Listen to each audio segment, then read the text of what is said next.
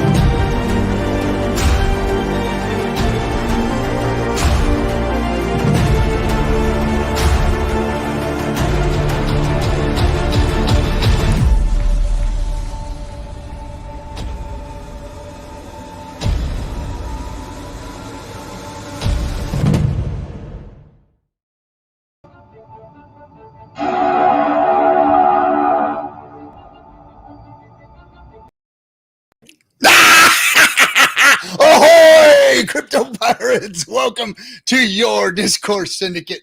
Captain RG3 here, and welcome everybody. Hexicans, Hexicants, lovers, haters, all of you fair-weathered friends, fair crypto-candled friends, and bears and bulls and everything else, and even you, Brennan, welcome. Get in here. This is your show, everybody. I'm going to put the invite link in here. Sorry about that, Timmy. I thought that might have been funny. Maybe not, but Timmy's in the green room waiting to come hang out with us. Wanted to say happy Friday to everybody. I am everything was a little discombobulated. I was making some coffee because I have gotten really, really tired, and I'm back in the gym these days. So on a regular basis, hitting it, losing weight, gaining muscle, doing all the good stuff to take care of myself and try and make it to my Cuatro Cinco steaks. But anyway, less about me, more about you guys, because this is your show. Thank you to MT Coiner for the $10. You are much appreciated. Let's get this party started. Why don't you come on in here and hang with us, man? You're always donating and very generous. Appreciate you. And the same to you. Identity Block, dropping it down with the 369. Welcome, welcome. So let's say hey to everybody. Who's in here? We got Bill Pitts first. Hey, Johnny No Good, Hexagon 720. Fucking hangout, baby. It's the FN Hangout, actually. But yeah. T-Bird Hex, April is the Hex Pump month. Yeah, it is, man. It is, and it's looking really good. I love seeing those big wicks down and those getting bought right back up again. Awesome. Let's see. James Caldwell, good evening. The Sapper, Crypto Cretin. That's Cretin or Cretin or Cretin, right? Ermif Noy. Who else is in here? We got A-Bit Hex. Welcome, welcome. Crypto Spabuk in the house. Go check them out on YouTube. Crypto Spabuk over there in Germany. These are Germans. The smartest. Well, I can't say that. Quant Gang is fucking up there. And the Knights of the Crypto Roundtable with DC Motley and dang it, I forget his name already. Anyway, knows about it, or what's his name? Knows Hex. Anyway, all those guys over there, those are you guys, the Crypto Sparbuk crew, smart guys, but maths, definitely maths. Germans don't fuck around with their math. They will get you every time with their math. Bob Saget, Hexander. Who else is in here? Crypto Ewok. Let's see. Right? Was that Ewok? Did I see Ewok in there? I thought I just passed it all up, or I think I'm starting to lose stuff in here. Let's see. Hex on the Beach, Brian Magruder, Crypto King in the house, Bran, our buddy Bran, Blue Bum, Hex Squadron, again, Brian Magruder, all the rest of you guys. Welcome, welcome, welcome. Jay, I know who you are now. I know who you are, Jay. I know who you are, and I'm watching you. All right. So it is your FN Hangout. It's time for you to come in here, speak your piece, talk what you want to talk about. Bring it. It's been a great week in Hex, so I'm sure we've got a bunch to talk about. So we got some Hexicans in the house, some cutthroats, Timmy B, and Matty Allen. What's up, fellas? Hey, how's it going? Sorry to do that to you, Timmy. Didn't mean to put you on the spot and make a joke out of you. Oh, I don't care. I've had worse. How does this mic sound? It sounds a little muffled. Okay. I'm going to have to buy an additional microphone to go along with this camera then, because the mic on this camera obviously isn't cutting it. It works. I mean, but look at me and Maddie. We're sitting here with like freaking $800 microphones and shit. So it's like real stuff. Yeah. So I mean, who are we to judge, right? So we can't say, yeah, you sound like shit, man. Get with it, dude. No, but I do need to get with it. It would sound better if you did upgrade that. Yes, it would. So it's kind of embarrassing to be a dolphin and sound like crap. You doxed your oceanicness. It's on Twitter. What's that? It's on Twitter. If you look at my Twitter handle, I've got a dolphin in my name. Oh.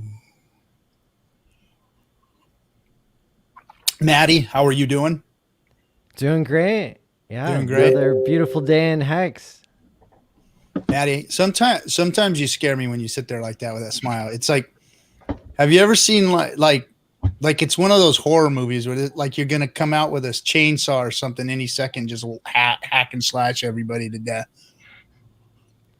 You got that calm serial killer look to you, just to let you know. Thank you. I'll take that as a compliment. So like, and like that's part of my security. That's your OPSEC vibe. Yeah, my OPSEC. Your OPSEC vibe. At any time, Maddie can snap.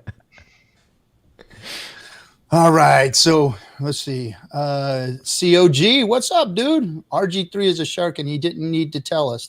What do you mean I didn't need to tell you? I didn't tell anybody anything about being no damn shark or no dolphin or no squid. You don't know. I could be a squid or a school of squid or a pack of dolphins, or what do they call it? A gaggle of dolphins, or I don't know. I don't know what the context is in schooling of the different fishes and mammalia in the ocean. Matty Allen can peer into your soul through his camera. Well, Maddie, what do you say to that one? Yes, I can. It's confirmed. Check out Hex Therapy Live on Thursday nights after Hexology. You're almost as bad as Bran. Bran puts his link on his name there. Well, you got your at Matty Allen all in there too. So, how did you guys fare this week? How did all the trading go? Did you guys trade this week? Did you do your Hex trading this week? I didn't do any trading this week. No, Maddie. No. I walked my dad through staking on MetaMask, or swapping ETH for Hex on MetaMask Mobile, the MetaMask swap, so that he'll qualify for the airdrop. Anyone out there who can catch some low gas fees might want to do the same. I think he got it was about $30 for him to do a swap from ETH to Hex. So. Other than that, I'm staked. Like I'm pretty much all in. I just watching the price go up. It's pretty sweet. I was kidding. I know none of you guys were trading. I wasn't trading. You were trading. It wasn't like, but I'm telling you, it's like a trader's dream really out there. It's like, you can almost see where the limit orders are at. Just set your limit orders and watch the thing just keep pumping. Like for the last 2 weeks, it's just been tenth of a penny like every couple of days. It's just been pumping up. So somebody sold $300,000 worth of hex yesterday, I believe. Wow. And it got snatched back up within like 8 hours. It was already back. Yeah. I watched it. It was like boom, big dump. Me and Hexo were on talking to each other, and he's like, "God damn it, did you just sell?" And I said, "No, it wasn't me, man." And and he said, "Well, look at this." And then we watched it, and boom, boom, it was up. We watched it and texted each other over a couple of hours, and it was right back to where it was. So it's that is strong. That is so strong when you see, people getting shook out, and then boom, it gets bought right back up. Gets shook out, boom, gets bought right back up. It's very nice, and then it's always it just keeps climbing higher and higher. I love it. So somebody asked something about, have you guys seen Reggie Middleton? Now, I've seen something about it. I didn't actually see the tweet with Reggie Middleton and RH. I was wondering what your guys' thoughts are, some of the things that he's saying. I don't know what Reggie Middleton was saying. Maybe you guys can jump on and elaborate and let me know, because I'm sorry I didn't see it. I didn't see the tweet either, which is surprising because I check Twitter all the time. Yeah. Let's see if I can find it. I'm kind of doing a little search right now. I got to search through weed out the Brennan issue here on my Twitter. Hold on. So Tim, have you relocated? I remember following all your retirement road trip videos, and I think the last one I saw, you were explaining about how your internet, wasn't as good at the place you were at, and so you were gonna make a move and set up your stream. Yes, I recently moved into town. For the last 2.5 years, I was living about 5 miles outside of town, and my only internet provider was a satellite service that they couldn't provide me with internet that would allow me to do live streaming. It was just always buffering and choppy. Wow. I did move going on about 2 weeks now. I've been in this new place, and I do have real internet. Now I just need to upgrade some of my hardware so I can, have something that's, a better quality production now that I have a service that will allow me to, be online like this. Sure. Well, that's exciting. I'm looking forward to more content from you. Yeah. Yeah. I would like to be a little more active now that I can be online. It'd be nice to, just talk to people a little more often. We'd like to see that, Timmy. You're OG, man. I remember from your days in the front seat of your car, man. Yeah. On your lunch breaks in the front seat of your car, explaining Hex to us. Yeah, actually, that was my work truck, and that was in the morning before I got started. And what happened is that job just became so exasperating that I just didn't have the energy to make any more videos for a while. It just, that whole scene got really stressful, and it was weighing on me personally. So now I'm only, technically I'm retired because I do what I want with my time. But the fact is, I still do work on a pretty regular basis doing things for different people because I have a trade. I do construction, carpentry type of stuff. And when people heard I wasn't working full time, I started getting all these calls from different people like, hey, now that you have time available, can you come over and help me with this, help me with that? And it's kind of hard for me to say no, especially to people that are Hexicans. And I've onboarded quite a few people in the area in my field. So it's kind of like we're connected still.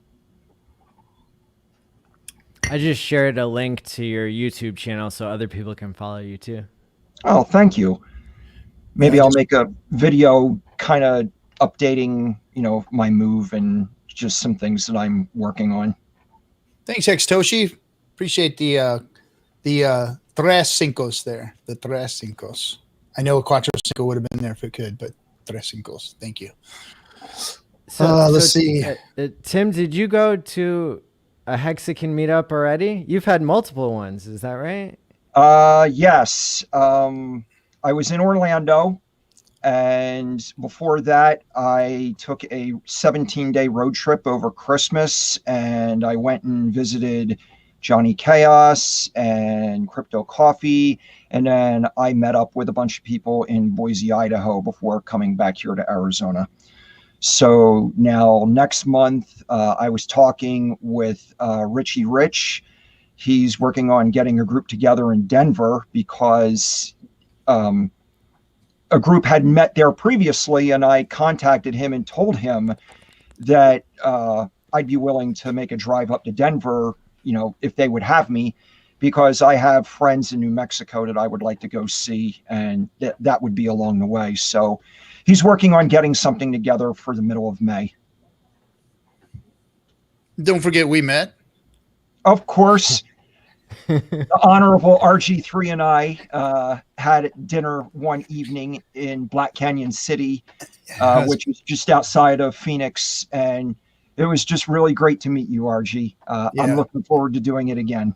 Yeah. We're going to have fun in Vegas. Oh, you're going to Vegas. That's right. Oh, I'd like to get out there to Vegas. Yeah.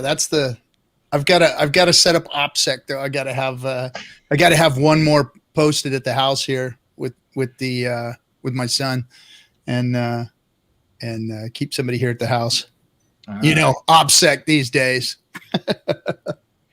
Yeah, I'm only 6 hours from Vegas, so it's like I can hardly wait to go there. I used to hate Vegas when I was growing up, and I've been there like twice now, and I can hardly wait to go back again. Yeah, see, I used to like it when I was a kid because, it was fun. It was way different than it is now. It was just like there was the sands, the dunes, Circus was the only place for kids. And, it was just, it was very still old school gangster style Vegas back then, with, I think the old MGM before it burnt down was the big hotel, and then Caesar's Palace. And then the other hotels that aren't even there no more, like the sands and the dunes. That's like where the Bellagio and all that shit is now. But, right. Those old school freaking, Bing Crosby, Dean, what's his name? Dean Martin. Sammy Davis Jr., Frank Sinatra. Yep. Sammy Davis and Jerry Lewis, all those guys, that old Rat Pack days. It was still like that, and still had cigarette girls walking around and chip girls handing out, taking your change and shit, It was, I like that thing. I was trying to find a picture. I've got a picture of me, one of my brothers and one of my sisters, and the three of us are standing there with the MGM lion, because like when you used to walk into the lobby at the MGM, they had the fucking lion in there in the foyer. So when you walked in there, they had this poor old ass lion fucking chained to this floor, and you used to be able to go up and stand next to him and take a picture with this real freaking lion sitting in the, it was fucking scared as shit. You're a little kid. You're like, hey, go over there and take a picture with the lion. Like, a fucking lion, man. What are you thinking? I was scared. We were scared as hell. Oh man. But I got to find that picture. It's like total 70s clothes, like the freaking collars and shit and everything, straight up looking like 70s style Vegas fucking kids. The MGM at one time, they had the lion's head that you had to walk through the mouth of the lion to get into the lobby. Yep. They actually took that down because that was seen as a bad omen among Asians, and MGM lost all their Asian market. All the tourists refused to go there because of this superstition of walking through the lion's mouth. So they took that down and remodeled the lobby because they were losing so much money. And they fired the guy who came up with that idea too, I guess. Probably. Oh shit. Oh wow. Oh boy. So I think we've got a contest to announce. Is that right? What contest? RG3, are we good to go on this? What's that now? The contest. Should we announce the T-shirt contest? The T-shirt contest. Well, sure, we don't have all the particulars, but throw it out there. Why not? We'll make it happen as we go.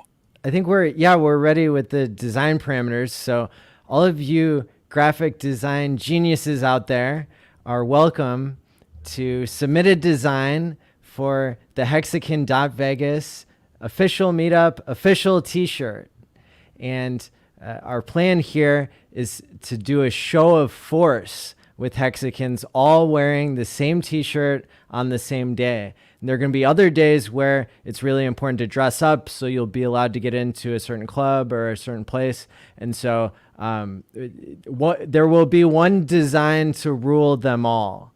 And so the plan so far, so you can see the details of the Hexakin.Vegas meetup in general by going to the website Hexakin.Vegas.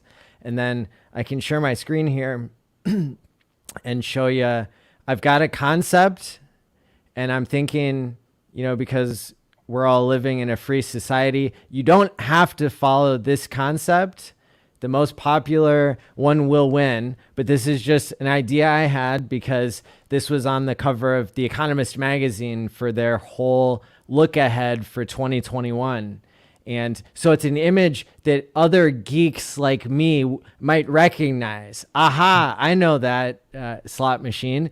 That's the one from the cover of The Economist. So if somebody wanted to take this and replace all of the images with maybe some images of Hex, Pulse Chain, Richard Hart's head or something, and make them all line up so it looks like you're about to win the jackpot. I got some ideas for those buttons, guys. Anything goes.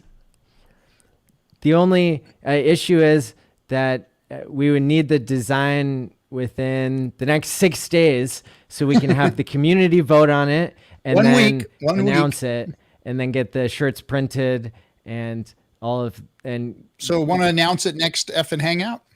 Yeah. Okay. So we'll do next FN Hangout, the winner of this here t-shirt. Do you want to post that on Twitter or something? Yeah, absolutely. So people can grab that and start messing with it or whatever. Yeah. How about just only Hex logos, every way to win? Yeah, sure. Jay, we can do that. All right, cool. So that is the Hex t-shirt. And we might have some more, maybe some incentive coming up here in the next couple of days to figure out for that or something. I don't know. We'll see. Right now it's definitely bragging rights. Yeah. We're not going to stop until we get 300 Hexicans in Vegas, like the movie 300. So it's pretty cool to have everybody wearing your design, I'd say. Right on. I was going to say, I have an idea for that shirt just as it is, but I don't know if I'd get around to submitting it as, contestant. Should I just go ahead and say what it is? Or yeah, absolutely. Yeah, go ahead and say what it is. I would just leave the slot machine as it is and just put above it Hex fixes this. Because if you look at all the imagery on there, yeah, it's all the pictures are associated with, social chaos and all kinds of problems. And it's like just Hex fixes all this. Well, it's definitely, it's going to be the face of our conversation piece. And I know onboarding people will probably happen automatically for some people, or they're going to get interested. They're going to want to know why everybody's wearing the same t-shirt and where we're coming from and what kind of a group we are. So I think that this is a major opportunity to all shine. I like it. I like it a lot. Good. I'm looking. Go ahead, guys. I'm looking for something on Twitter right now. I wanted to play. I'll probably be better off finding it somewhere else. Let's see. So you'll be submitting the image itself. You won't be printing the t-shirts, and you can message me directly, whichever way you prefer. Telegram is the easiest. t.me/MattyAllin, or on Twitter. Either way is fine. And I've got like a burner account on Telegram. Don't send it to that one. Let's see here. So somebody on Twitter posted a video of a gentleman who had sold his hex. Did you guys see that? Is that the one that's been on before with the guy just kind of moping over the fact that he sold his hex? He's got the price chart in the background. Yeah, exactly. That's the one. Yeah, that actually was made like last year. He sold that like way like at the beginning. It's worth $350,000 right now. The hex that he sold. Oh man, that's hard, isn't it? That is hard. I don't even want to say what the hex I haven't sold is worth. Well, that's what it should be. Let's see here. Hold on a second. I got to find this because here it is. I'm gonna pause that and open it up. Of course. Hold on. Shit. Boom. This is always so hard. OPSEC, right? OPSEC. Everyone's teaching me that now. OPSEC. Got to be careful. Richard would cringe if he even saw us doing this. Oh, look who it is.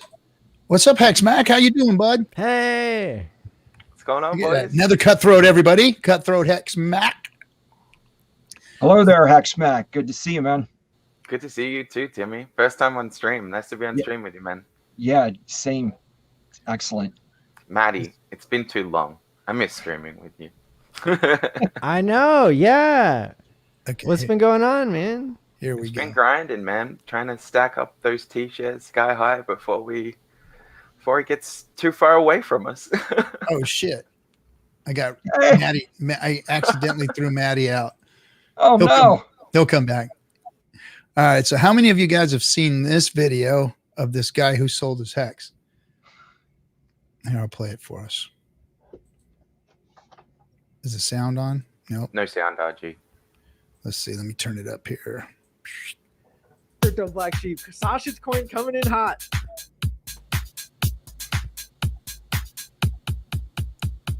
Oh, sold my ex, man. oh what? Sell your hex. I sold my ex, man. It sounds like you got wrecked. I sold my ex, man. Why did you sell your hex? I sold my ex, man. Even went up to 10. Oh, I'm so sick. Even went up to 10. Oh, I'm so sick. Kids going down. Then them start going up. And then I said, I sold my ex, man. Why did you sell your hex? I sold my ex, man. It sounds like you got wrecked. I sold my ex, man. Why did you sell your hex? I sold my ex, man. Crypto Black Sheep. I love that one. That's Crypto Black Sheep. If you guys don't know, he is an old freaking OG Hexican. I don't know if he's still got a bag or not. That man is like you don't even RG3 doesn't roll around in the alleys that man rolls around in, and that's saying something. I think that Crypto Black Sheep is probably about as dirty a crypto pirate as it gets right there. He's one of the bad ones. Love that guy. Crazy. Is that the guy who sold his hex or the guy who made the video? The guy who made the video was Black Sheep. The other guy, I'm not quite sure who he is. I remembered his name at the time, but there was a whole group of those guys that were part of the DApp community that were doing videos and stuff. And he was one of them, and he had a nice bag. I think it might've been 9 million hex at the time he sold it. And he sold it way a long time ago. That was like March or April of last year. So he sold it back in there. And then that was right before the big pump.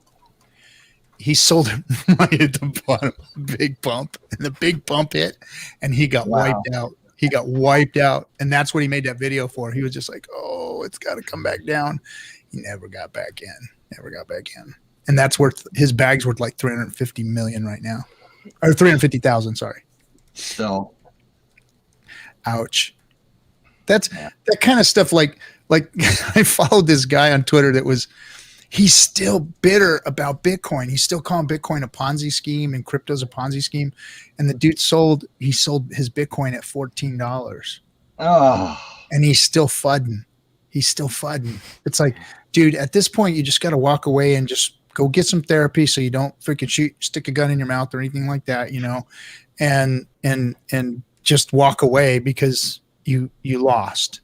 You just lost, and, get some help. And oh boy. Okay. I'm going to let you in, bud, but you better fucking watch yourself. All right. Everybody, Marcavelli, how you doing? You straight What's today, up? bud? You good? What up? Just got out of work. I made it through without completely losing my shit.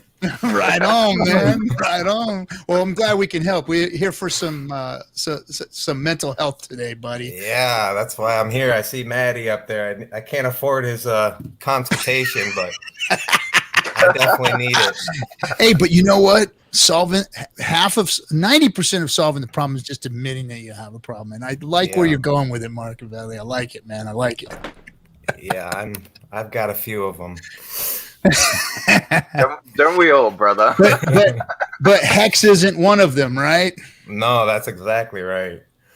It just makes me like more short with everybody else who wants to be poor and live a deficit lifestyle. Like it's just kind of, I get a little irritated with people that don't understand it or don't get it. And then you can't help them either. It's just like they just refuse. They refuse to listen. They just, they just want to be poor, and it's so sad. part of how things work, unfortunately, man. I've been screaming at people since 2017 to get into crypto, and there's nothing that you can do, man. There's just nothing. Like, all you can do is put the message out there and the vibe out there, and if people want to jump on that, then they can. Otherwise, we gotta go to the people that we can help and we can do something. I know. I had a buddy at work. I had a lot more respect for him until he said it was a Ponzi scheme. And I was like, "What are you talking? Are you talking about Social Security? What are you talking about here?" Well, I mean, the problem with everybody is one man's Ponzi scheme is another man's fucking retirement fund, and everything in the human fucking race is a Ponzi scheme, man. We're all putting a little bit of money into something to give it to somebody else, for some good or service or value, and that's what it all is. Now, some of these plans versus calling them schemes. I mean, some of them probably I guess you call them schemes, but I mean, these plans are, some of them, verge on the edge of being legal or whatever. But I mean, look, the stock market is more of a Ponzi scheme than anything when you go into that damn thing. If you were a day trader or going over there trying to play around, it's funny because Hex is literally like the safest, most immutable asset that you can, get into. And I've never had anything that is held its value as well as Hex, in the last 25 years. And I mean, it's going to be found out. It's the best kept secret in crypto right now. It's just a level of education for people. Once they start getting over the FUD things, it just takes time, for them to understand liquidity, understand the AO, understand, what a blockchain is, like when you're dealing with no coiners, or it's just an education. And most people just don't have the time to, look into this stuff. And then it's like for the people that don't have the time, it's like, okay, well, then who do you trust? It's like, obviously you don't trust me. It's like, obviously you have better options and you like, I don't know. It's just, blows my mind. And then I show him my wallet, and it's like, what the, like, bro, what, like, what? I don't, like, how can you just say such stupid shit? It's hilarious. Yeah. Well, I mean, I've said it before, and a lot of times what happens with people that we know, they know us. So, you know, a lot of us cutting edge people, crypto people, we're out there looking, we're hunting, we're trying to find the next thing. We're trying to start a business. We're trying to be entrepreneurs. We're those alpha type people that are out there trying to make more out of life, trying to make it, you know, and we fail and stumble and fall. And I call it falling forward, though. You're always falling forward when you fail, because you're learning something every time you fail. You know, fall forward, boom, get back up, do it again, try something else. And a lot of the times the people see us along the way doing this, and they think that rather than gaining, we're failures, you know, and sometimes they can look at it, especially when it comes to them investing in us, as, well, wait a minute, I saw you do that thing. I saw you do that thing. I saw you losing that thing. I saw you get your ass kicked in that thing. I saw you do this. I saw you do that, you know, so they kind of doubt your judgment, and it's not that they doubt what you're getting into. So a lot of times what's best in situations like that is, from what I've discovered in life, is that you point those people to the proper information. So because we have so many different streams, because if you're really trying to onboard people, you have to find somebody that resonates with the person that you're trying to talk to. Say, look, so say it's somebody who's just kind of like a normal Joe, freaking blue collar worker guy. Point him to something that RG3 said. You know, point him to me and say, hey, look, check this guy out. He's got something to say about this. You might want to listen to what he's saying. And find a video that you like and say, hey, here he is explaining it right here. Now, what if he doesn't like a guy in a fucking bandana and a pirate ship, you know? What if he's not a fucking normal guy? What if he's like, you know, like my good buddy Liberty's got a bunch of people in suits and ties that don't want to see a guy like me on screen telling them what to fucking invest in, or has a F word coming out of his mouth every other word, right? Well, you're going to point him to guys like Dollar Cost Crypto and Motley the Investor, and, you know, and Coffee and maybe even Conrad Zen or somebody like that. You know, find the right influencer to point them to, and point them to that information.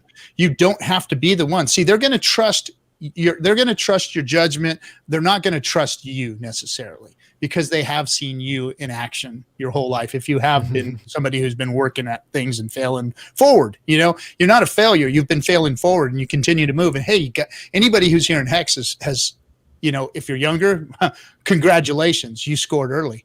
If you're older, then hey, you finally made it.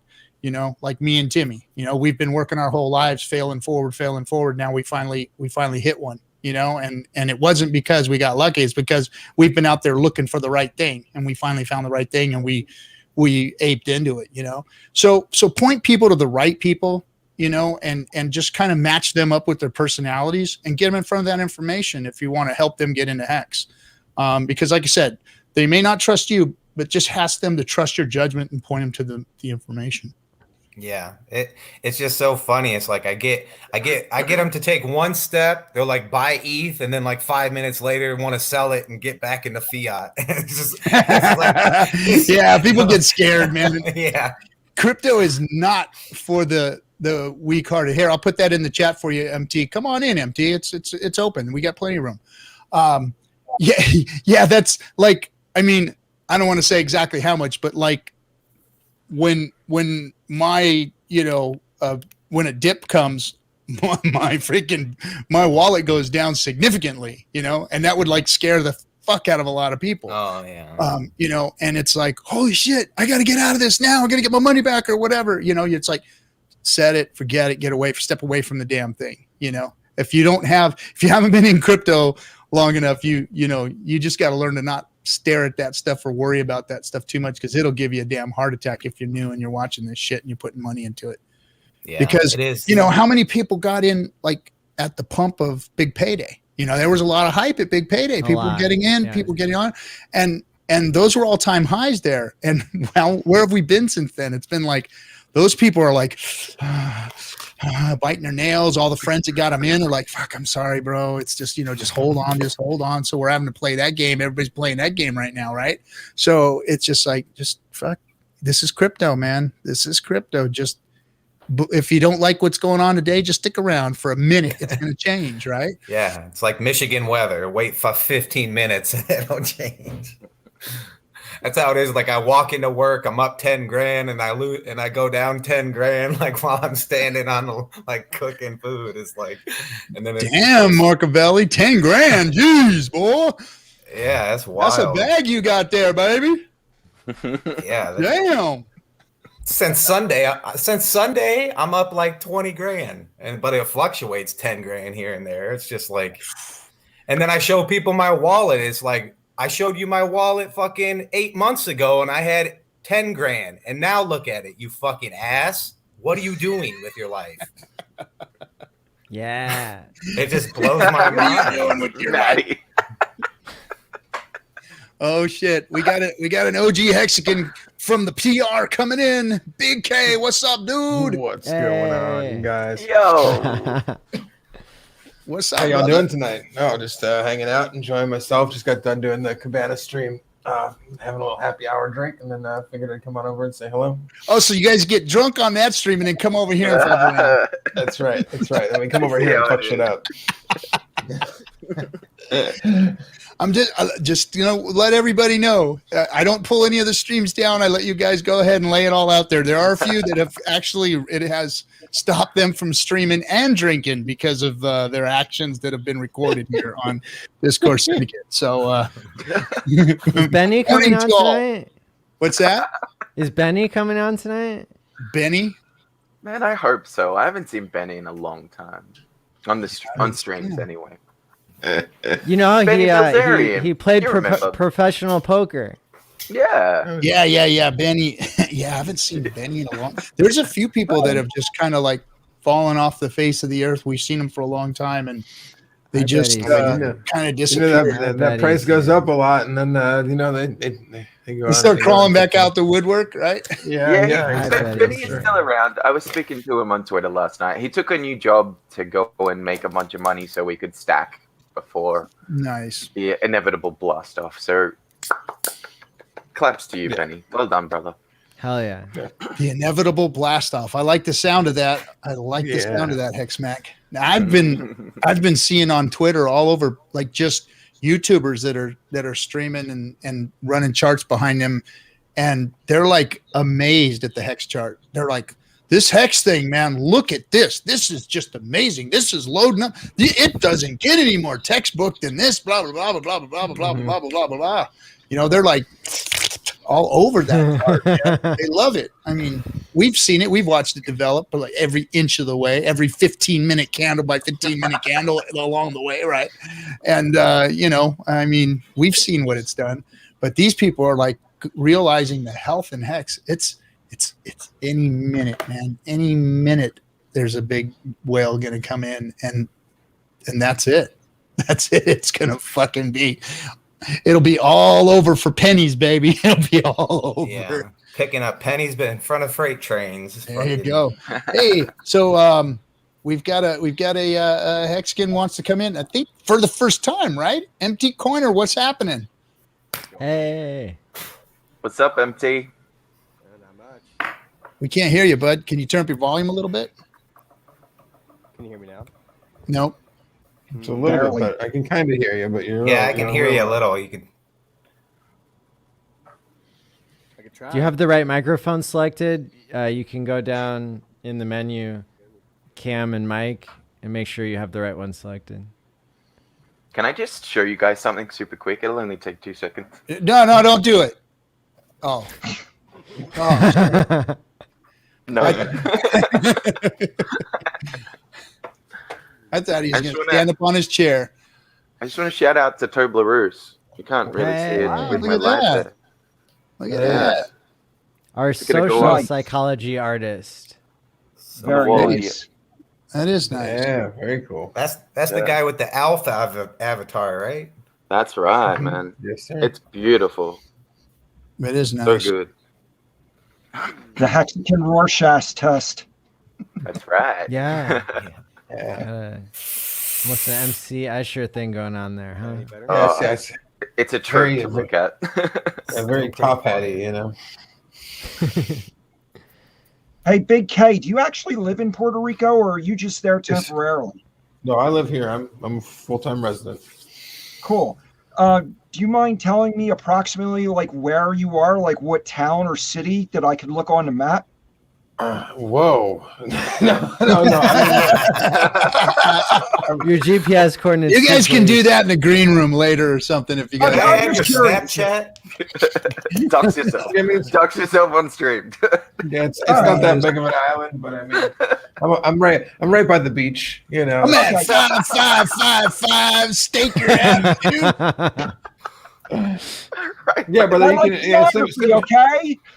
yeah, send me a DM. I'd be glad to tell you all about the. I mean, I can tell you all about the different areas of Puerto Rico because there's a lot of different cool areas. But yeah. I mean, I like the area that I'm in a lot. I think there's lots of cool areas around there, around as well. I mean, it's like if you're in San Juan, there's awesome beaches there, an Ocean Park area in Condado. If you're leaving there, then there's like Luquillo and Rio Grande to the east that have awesome beaches as well. To the west, you've got like Dorado and Aguadilla, and then all the way Rincon and all that stuff. That's where Rincon's where like all the baddest surfing is. So if you love surfing, that's where you'll be. You'll be for sure out in Rincon and Cabo Rojo. I just doxed myself because that's where I will be. That is. Yeah. I mean, You didn't have to say that, Archie. Okay, you ain't gonna recognize me when I'm down there. depends on what you really want on the island. Like if I was a single dude looking to party, then like Luquillo is a pretty awesome place to be. It's if you're looking to be a family dude. God damn it. Or or Bayamon is a pretty cool area. I mean, it's real chill there. I mean, so it's Dorado too, but it's pricey in Dorado. All right. The reason I'm asking is I've been talking with Franklin St. Hex about visiting Puerto Rico, and I'm actually seriously considering getting a passport and looking into taking a cruise sometime after the Las Vegas meetup. Nice. That'd be cool. Yeah, I mean, I don't know. Do you actually need a passport? You don't need a passport, do you? to take. I don't think you do on most cruises. No. Like as long as you're not going to like. I mean, I think there's you look at each cruise and they'll tell you, but usually for like most of the Bahaman cruises and like Caribbean cruises and stuff, you don't even need a passport for. Oh, really? Cool. Yeah. Nice. Yeah, but if you do a cruise like that, and then you can always stop. Like a lot of the cruises are starting to stop back into San Juan, and like you can stop in for the day, and I'd be glad to meet up with you and have some lunch in Old San Juan. There, it's badass. Old San Juan is really cool. Like I mean, oldest city in the Caribbean, super awesome. I mean, it's like real nifty place. Nice. Yeah, like I said, I've wanted to take a cruise like all my life. So, now that I'm pretty much in a place where I can seriously consider doing that. So what I would highly recommend for someone as yourself is there's an event cruise that I haven't been in a couple of years. Obviously, COVID stopped it from being a thing this year, but there's this thing called Jam Cruise that is I tell you, it's about the baddest ass. Like if you're looking for like music and a cruise experience, and you enjoy noodling guitars, then you can all like they would do a cruise for every kind of like those ones are actually pretty fun. I mean, I will say that like all the event cruises, whether it's that or there's an EDM one or whatever you're like into. There's this one called 70,000. Yeah, that exactly dead. So like that's my shit too. So like that's why I would go on Jam Cruise. Like I mean, Bobby and Phil did some were on the boat a couple of years back when I was on the boat, and it's awesome. Yeah, for sure. I mean, and that's the thing is they don't get like the full. It's hard for them to get like the full act to go on a boat like that because it's like it holds 2,000 people. I mean, there would be if it was like the Dead playing, it would be a big event. It'd be too big. So they get like the side acts and stuff, which is really your awesome shows to see as well. And on a boat is it's a little bit more your speed than say or whatever your speed is. If you're like into country music or if you're into whatever, those are going to be more your people than saying like going to just an average cruise. I feel like a regular cruise, you're gonna be stuck with a bunch of people that you're gonna be like, oh, this isn't really that fun to me. Like just my personal opinion. Everyone's all right. Thanks. Is Captain RG3 bowing out, or is this camera going crazy? I just can't. I got to fix the camera. Hey, unfuck your shit, bro. My favorite name for one of those cruises There we go. is the Fixed metal it. one that they call it 70,000 tons of metal, which is hilarious. It's like what a boat weighs. Wow. But yeah, I mean, those are all fun. Like I'd say that those are more entertaining to do than just like a standard cruise. Cool. Very cool. Old San Juan's pretty cool. It's pretty cool to watch all the big ships roll in and out of port there, especially when you're up at the fort. It's pretty cool. Yeah, it's actually pretty strange recently, like because of COVID. There, like up until recently, there hasn't been any ships coming in or out really at all. It's been like dead. Like if you wanted to go see Old San Juan and not have any crowds, not have any tourists or anything, it's been. I mean, there hadn't been anything going on there at all. But I mean, it was also closing early. James Caldwell, thanks for the 369 with the British pounds. My hearts are pulsating. And man, but so many good inside jokes coming. Oh, yeah. There we go. All right, right, we're back up. Look at the DS punk we got going on there. Look at that. And Richard's heart. People might not catch on to the inside joke for a while because it's Richard Hart. Right. So we just got to keep it low key and it's chill. I think that with time, that'll just go away. That won't even be a thing anymore. It'll just be a little wink to us Hexicans, and that'll be it. That is how I like it. That is the wonderful thing. Yeah.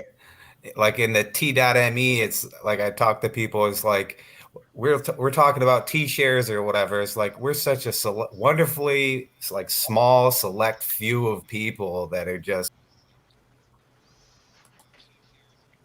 Uh-oh. We're just. That sucks right when he's in the middle of saying something. Rats. What can you do? Am I working this time, guys? Yeah, bro. Oh, that sounds a lot better, bro. How you doing, man? I've got a really nice microphone, and for some reason it just doesn't work here. So, bro, I feel it sounds like you need a cloud lifter. Serious. It's that blue thingy that Hexo turned me on to. Everybody's using it and it works.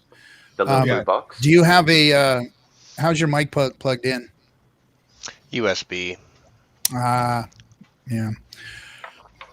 Works for everything else. It just would not cooperate for this occasion for whatever reason. Maybe it's StreamYard. If you go into the StreamYard settings, see where it says camera mic, there's some settings in there that you might be able to raise your levels. Yeah, I was playing with those and just nothing really seemed to work out for me. So I just switched to the headset. What the heck? Nice fucking hardware on the wall, bud. Oh yeah. That's just what I could fit, you know. Nice. So sorry I was late, guys. I just want to jump in here real quick. Let's get this business out of the way. So Maddie said that you guys have already talked about the merchandise. The contest, yeah. Okay, perfect. That is awesome. Literally the reason I was late for the last hour is I was talking to our supplier over on the other side of the world, and we've got some huge ideas. But to get this out and rolling to you guys, just wanted to let you know, Hex Squadron, the merch is still on its way. We just had a few hiccups, and I think they played out to our favor because now we've got extra shirts to print, and we need you guys to come out with a design so we can put them on the shirt.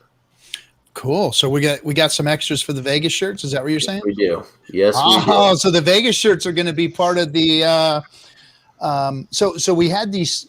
Knipples had these really nice shirts made. They're the sports shirts. And actually, this isn't one of them. This is from the same company.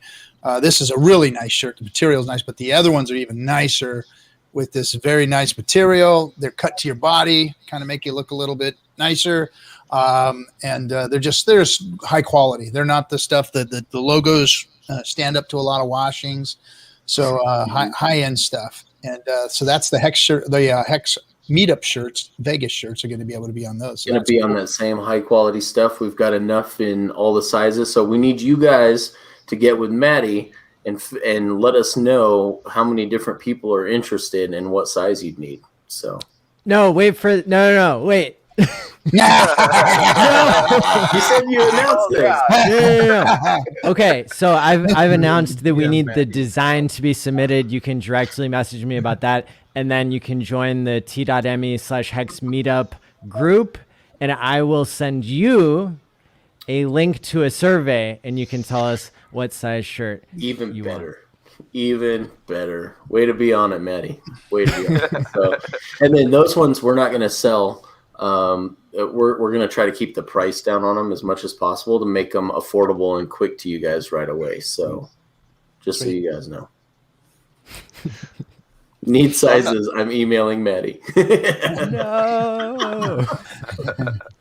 I'm not too into winning anything, but just for fun, I've been throwing together a few designs and throwing them on Redbubble. So if people are looking for some Hex designs, some Hex merch, I mean, I really just put them on there so there's some variety. Because I got looking on there, I was like, oh, there's not much. And then Hexologist, I think, got kicked off of Redbubble, so that made it did they kick him off? I think so, yeah. Why? For crypto or? Who knows? But he is like, what the fuck? He thought it was banned everywhere. Like I can't maybe, get but, banned. Yeah. You know, only our own community will ban me. But I mean, I can't get banned outside the community. It's like no matter how bad I am, they just keep on playing my shit. And then freaking Goody Two Shoes Hexo, he can't even freaking sell a coffee mug. Without being deplatformed on everything.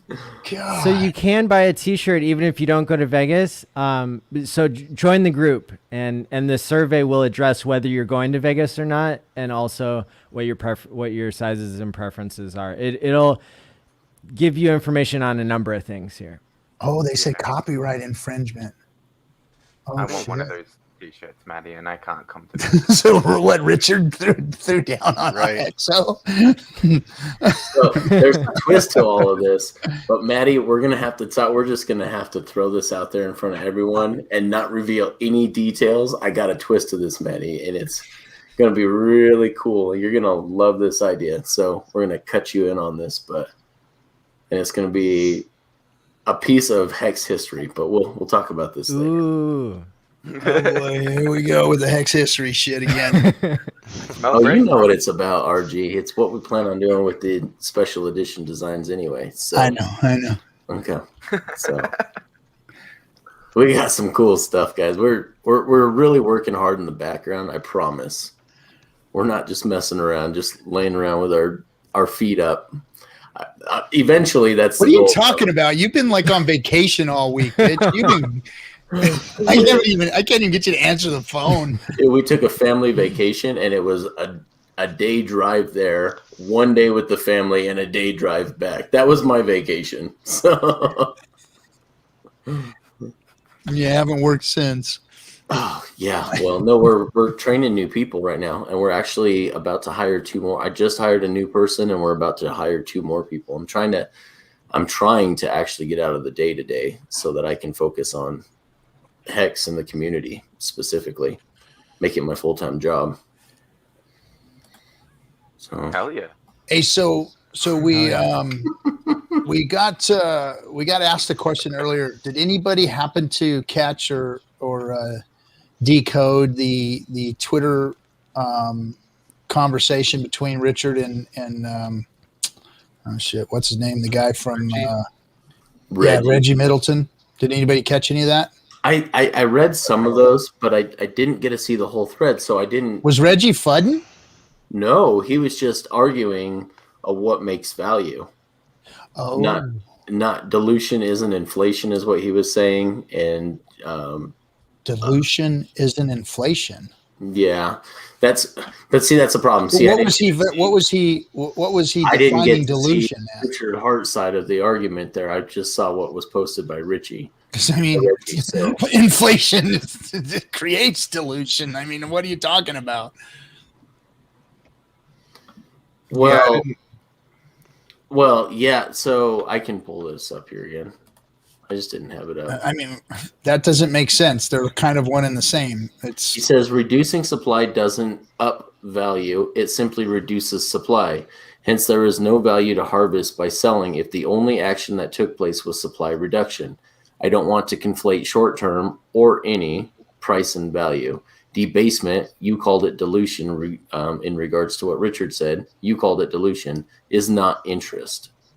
So he goes on to say, if you take my example and inflate the money supply to create all $100,000 of net income for said building, you have not increased the value of that building one iota. You simply debase the currency that the building's value is measured in. The price of the building is not value. Value is an increase in risk-adjusted capital over time, not people wanting to buy it. You are defining a Ponzi, not value. Say a building throws off 100K year net inc. Its value is that projected into the future, not people wanting to buy it. Its price could be $1, $1 million, or $10 million. So that's why I can't wait to see Richard's responses to, because I haven't seen any responses to that yet. And in fact, last I heard, someone was telling me that Richard might have even blocked him. So, because I'd love to hear that. I'd love to hear that argument back and forth. I think Reggie's got a lot right, but I don't think he's got it exactly right. Well, I think that I don't think that he understands Hex 100%. I don't think so either. He's missing a couple of elements there. And I understand his point to an extent, to what I can understand it as. Yeah. He's just missing a couple of elements there.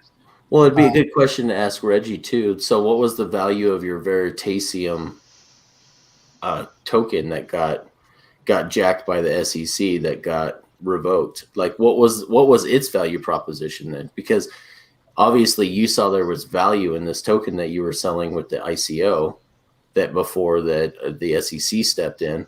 So what was your value proposition for that token? And if he tries to tell me it's because of utility, well, that's nonsense, because none of these have utility, and utility doesn't build value. Yeah. More people wanting to buy than people selling is what creates value. The only thing that creates value. Yes. Hence the Charizard. Yeah. And ladies and gentlemen, also being the Charizard. That's all you have to say. That's it. You want to argue with me about value? Charizard, motherfucker. No, Charizard. That's right, RG. I mean, people get these weird ideas in their head about like what has value and what doesn't, and what makes this thing this, or what makes this that. eBay, bitch. Wants to buy it more, if someone wants to buy it more than the next person, that's it. That's eBay. Are we allowed to get our Pokemon cards out now? Go on eBay. That's where it's at. That's where the value is. Up permission? There's fucking bathwater on there that costs a lot of money. I'm telling you. I got Blastoise. There's bathwater, yeah. My bathwater vial collection I have back behind the green screen here. That'll sell out straight away. As long as you pair that with a DS hoodie, that's flying off the shelves. So this Reggie Middleton thing, it wasn't in response to all of Richard's beautiful tweets today about economics, was it? I didn't see what originally spawned this. Because Richard sent out Reggie was asking 7 tweets today that were amazing. In Reggie's no dummy, by the way. Reggie's no dummy. He's not a dummy. He's a smart motherfucker. He is. I know where this started because I'm a Twitter warrior. So Reggie put out a post, or was responding to a post, in regards to like he's doing a deep dive on Hex. He's doing he's putting out information. He's going to put out an article or something, and he wanted some kind of empirical evidence, and for people to comment under his video to give more information in regards to he said it might be good. It might be bad. I don't know what the analysis is going to be, but the more information I can kind of get and contextualize, the better. So if there's anyone out there that does have information that can help Reggie make his decision about what's going on, I would encourage them to post that in a professional way on Twitter. Yeah, in a professional way. Make sure it's professional, because everybody's got their fucking panties in a bunch about being professional. I wouldn't want to belittle crypto any for not being professional, but there it is. Reggie Middleton. We're analyzing Hex crypto now, as much as objective information. Okay. Well, thank God somebody's analyzing it. I'm not sure what we've been doing for the past year and a half, but thank God somebody came along to analyze Hex to save us from ourselves. They're such sweet people. Well, you guys see how quiet I am. I do a lot of observation. I don't talk as much as most, but I'm paying attention all the time, the best I can. And I think that's what a lot of us do, is just kind of kick back and really pay attention. And as a result of that, we get a better understanding of the outsiders that just don't take the time to look. They just scream and call scam, and we just kick back and laugh. It's like, fine, if you want to be retarded about it, no offense to anybody, but it's a little frustrating. But to everybody that takes offense to it. So I take offense to it. I'm been known to be a retard lately.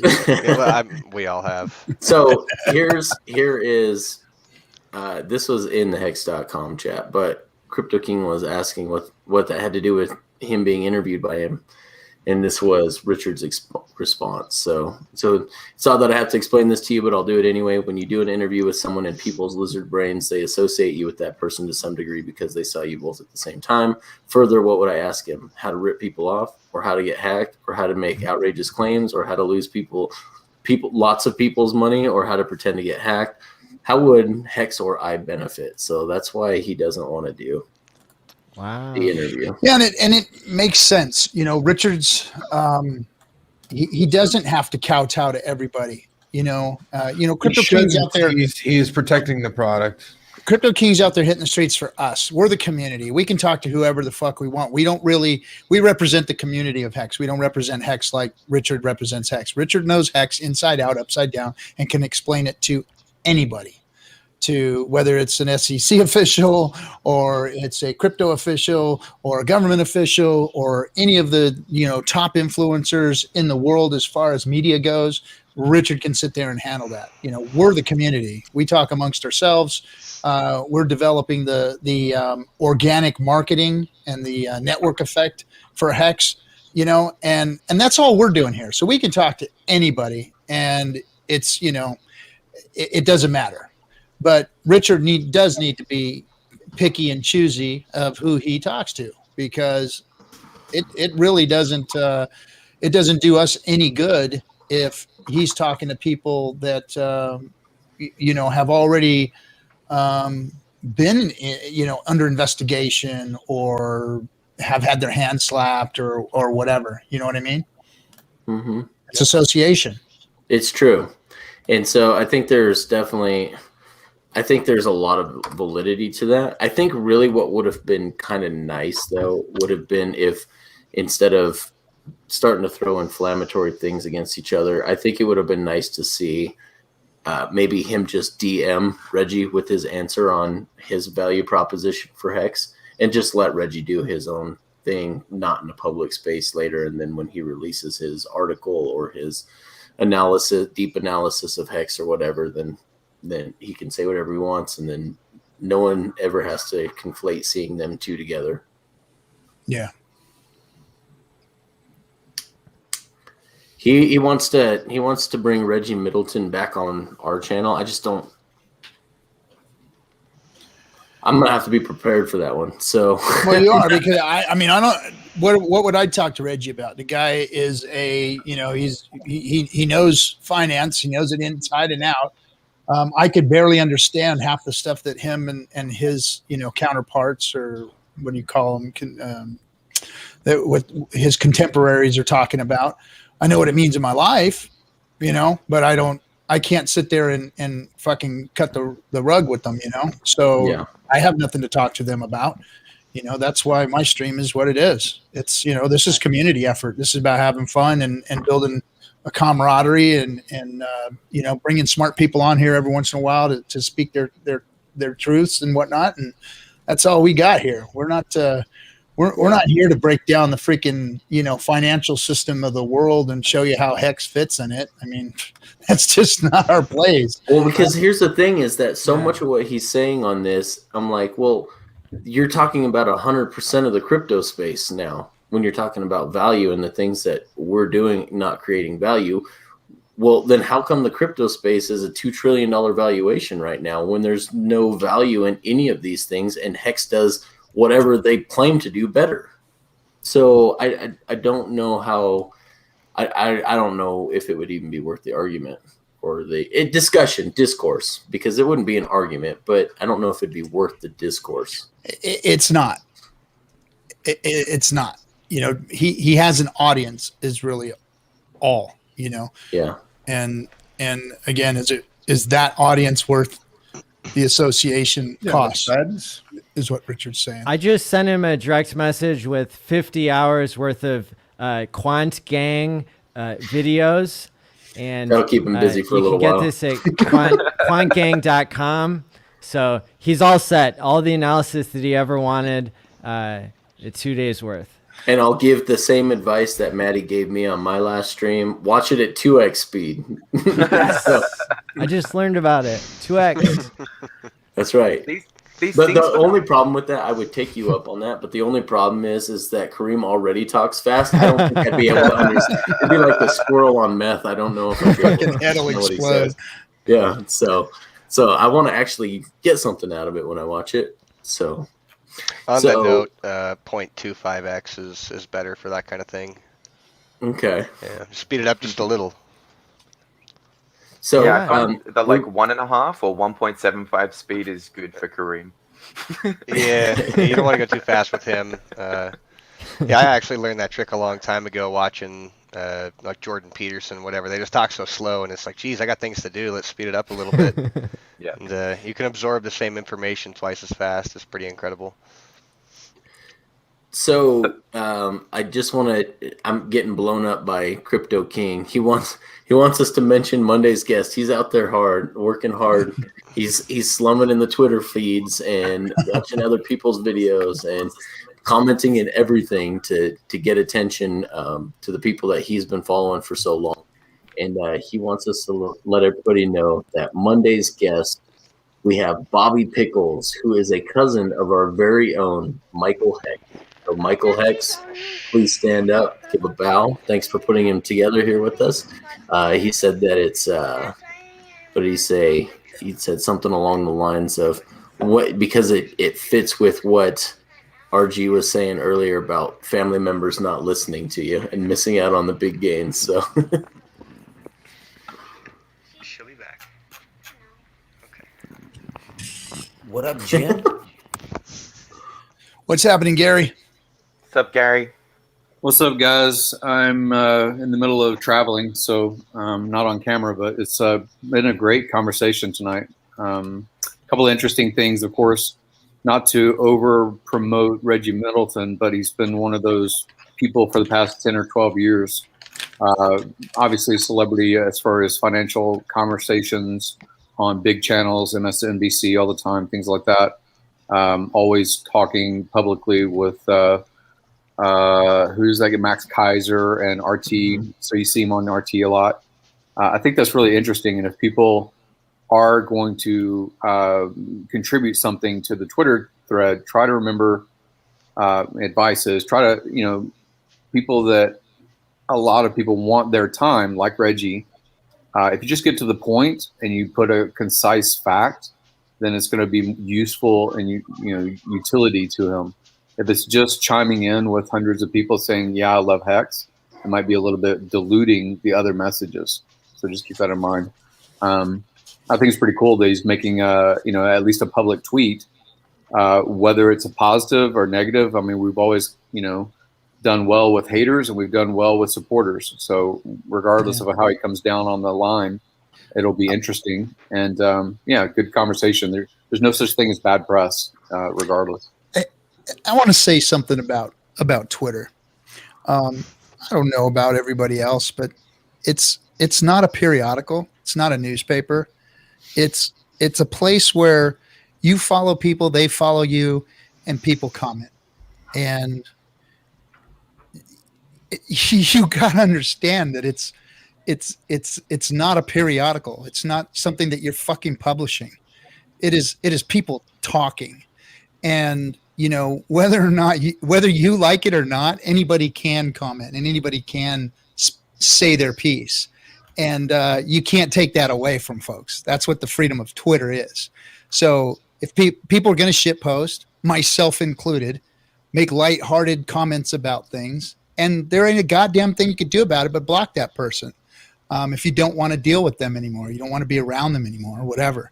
But that's everybody's prerogative. So for those people who want to try and regulate Twitter to being something that it really isn't. It's just a platform for everybody to sound off. And if you don't like that, you go write a paper somewhere and fucking put your shit up there so that everybody can give it the respect that you think it deserves. You know what I mean? So I just want to put that out there, because just put Twitter in its place, folks.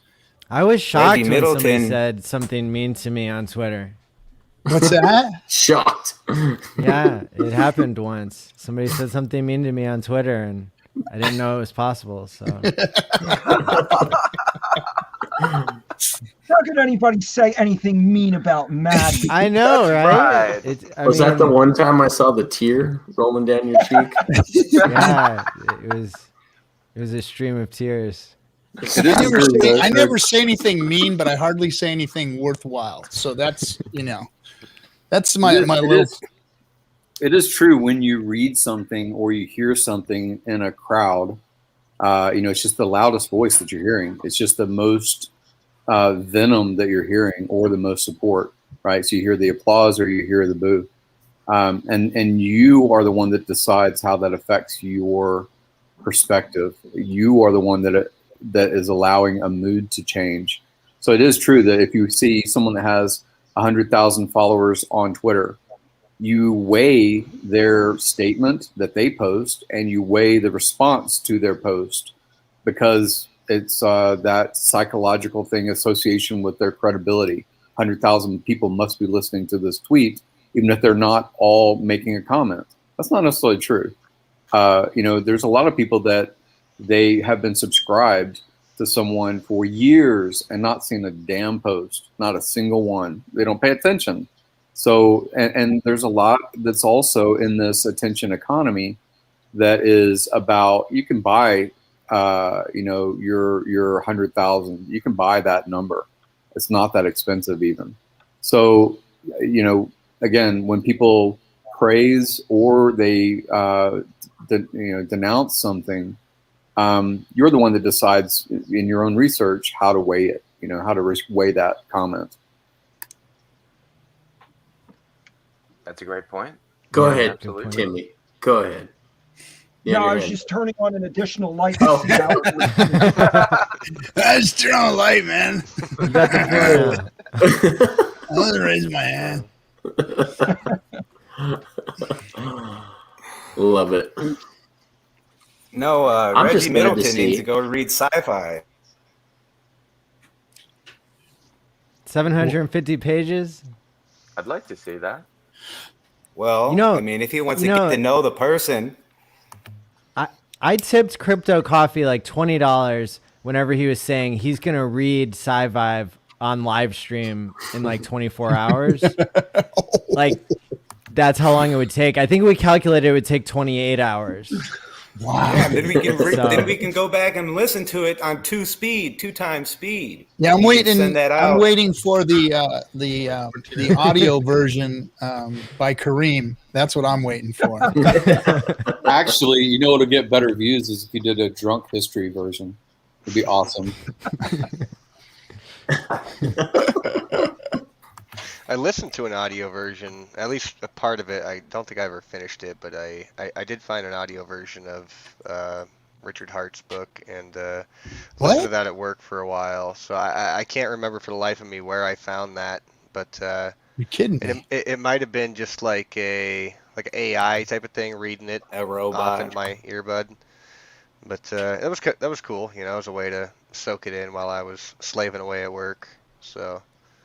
Interesting. Where there's a will, there's a way. It was derived from speeches that he gave, actually. Was it? Yeah, and they tried to put it more into a book format. So like I actually, I believe that exists, but I haven't ever seen it. Let's find that. Let's find that. Somebody find that so that we can post a link to it or something. I'd love to have that myself, because I'm not a big reader, man. I read small stuff, but when it comes to books, it's like I fall asleep. I sit there and I read for I'm interested in it, but I fall asleep. And I can read, motherfuckers. I can read, but I just fall asleep, man. I know what you're thinking. I read Sci-Fi during the time when it kept saying 4 more weeks, 4 more weeks. That was the way I kept my sanity, was by reading Sci-Fi. My ability to stay awake reading is directly proportional to like how much I give a shit about whatever it is that I'm reading about. I mean, if I don't care, then I'm gonna get through a page and be asleep. But if I give a shit, then like I'll go through the whole thing. You know, it's interesting that he makes these comments about dumb pipelines about Ethereum, like eventually that Ethereum is basically the road on which supercars can travel on, right? In that comparison to Hex and so forth. With the potential of Pulse Chain, it's again, that narrative is interesting because if you think about the value of a single road versus a Lamborghini, it's hard to put that in scale. All of the net products or projects or whatever dApps, or whatever you want to call it, on Ethereum suffer right now from the gas cost, from a lot of different things, a lot of different issues about transactions per second and things like that. I'm very excited about the potential of what Pulse could do, basically leapfrogging over some of those innovations, even with a small crew, or not necessarily having 4,000 developers, inside the ecosystem already. What do you guys? You guys already been talking about that, I'm sure, over the past weeks or something. What's your distilled thought about Pulse Chain as far as a value infrastructure versus single vehicles like a Hex smart contract? Oh, absolutely. So anyone's going to be able to build on it. And there's a lot of projects out there that are being crushed right now by these fees. Right now, Ethereum is the big bag whale game right now. Those are the people making money on ETH right now. They don't care about the piddly $500, $600, $700, $1,000 transaction fees. When in one flash loan they're busting out tens of thousands of dollars. Wouldn't you pay 1,000 to make 12? So I think there's a lot of projects out there that actually have some real intrinsic value and maybe some design tech that could be useful in the future that are going to want to come to a chain like Pulse that can utilize fast and cheap transactions. I'm really looking forward to seeing what innovations are designed in that kind of ecosystem. I'm with you on that, Kinetics, with these. I mean, I think the ETH bag holders those are some whales out there. That is a pod of monster whales out there. And as a bear market comes, and it will come, Hex is going to be a wonderful, wonderful place to be. I think that we're going to be really sitting nice in a bear market. However, Ethereum is the Ethereum killer. Yeah, for the second time, right? Yeah. But the one variable that I think about is like when Hex forks ETH, are they going to be sour grapes? Or do you think these bag holders won't give a shit, or what, So, but there'll still be Hex value on the old ETH chain, I guess. But anybody who was around in 2017 remembers, the Ethereum killer of the week that was launching. Basically how many blockchains that are still sitting there, wetting their pants. Come to think about it, I haven't even heard the name Lisk in how long? They were on it, boy. Lisk was like, they were coming for blood, baby. They were coming for blood. They were clack clack. They were ready to go. I would say one insight that I have about this whole thing going down is that for me, and I think for a lot of other people, we didn't realize that the gatekeeping that happens in crypto until Hex came along and really exposed that. And so I don't think that a lot of people are going to realize how awesome Pulse Chain can be and how much Ethereum's been dragging their feet. I think that Pulse Chain is going to expose how much Ethereum is dragging their feet. They could have done proof of stake a long time ago, but they're choosing not to because the incentives are off. And that's what we see with other things. Whenever something launches, like I'm assuming these other things that were supposed to be ETH killers, people always run away with the money, the founders, before they build anything, because that's how the incentives are set up, that they're able to do that. And so the fact that Richard hasn't done that with Hex, and now he's got a track record where he's not going to do it with Pulse, is just going to be amazing. I think that's an excellent point. And the comparison is things even on the Bitcoin network forks and Bitcoin Cash, that was their value proposition, was that they were going to be faster, speedier, less cost to move from your centralized exchange into other exchanges that don't accept fiat, right? So one of those things that you were moving into KuCoin and all these other platforms was Bitcoin Cash, and it was all about we're going to be the Bitcoin speculative value. You know, it is the silver to gold. Those kinds of those narratives, right? And then you see, like you just said, the promise to make something innovative and new didn't happen, and it was basically a theft, really, of value from the supporters by the founder, right, by Charlie Lee and so forth, and you're dumping on other people's heads. So I think it's very interesting that Hex, since before, when did it first get conversation in a Telegram room? Was it 2018? Somewhere around late 18, it being December being the launch. You know, so much of the principles of crypto that were supposed to be realized 10 years ago and got debased over the past decade, really, even with the speculative blow off top of 2017, those principles are really only aligned with a few things, and Hex stands front and foremost as an example of it. So I am excited about a infrastructure or the road for vehicles to travel on if they are holding that same decentralized. Gatekeeping is not just frowned on or not allowed. It's not possible. I like systems that are not possible. That's the sound principle of that money or that currency. You know what's really going to be funny is when Pulse has all the promises that ETH said they were going to do for the next few years, releases it before ETH can get to it. I just can't wait for that. Because they haven't been exactly great to Hexicans. Even though Richard said nothing but good things about ETH, they have not said good things about Hex. So it's going to be nice to poke them in the eye on the way out the door and say, hey, by the way, we got a better network than you do too. Yeah. I totally agree. I like it that it's a principled system. You know, as much hate as Richard or Hexicans have received over the time, they've always been principled. You know, I do like the principled approach, and it's kind of like that mantra we hear all the time about, you know, first they hate you and then they, you know, ignore you and all those kinds of things you hear over and over. But it's a truism.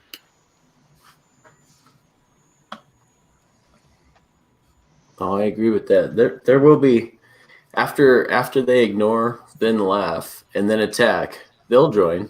It'll happen. Well, it already is, and I think it's happening organically.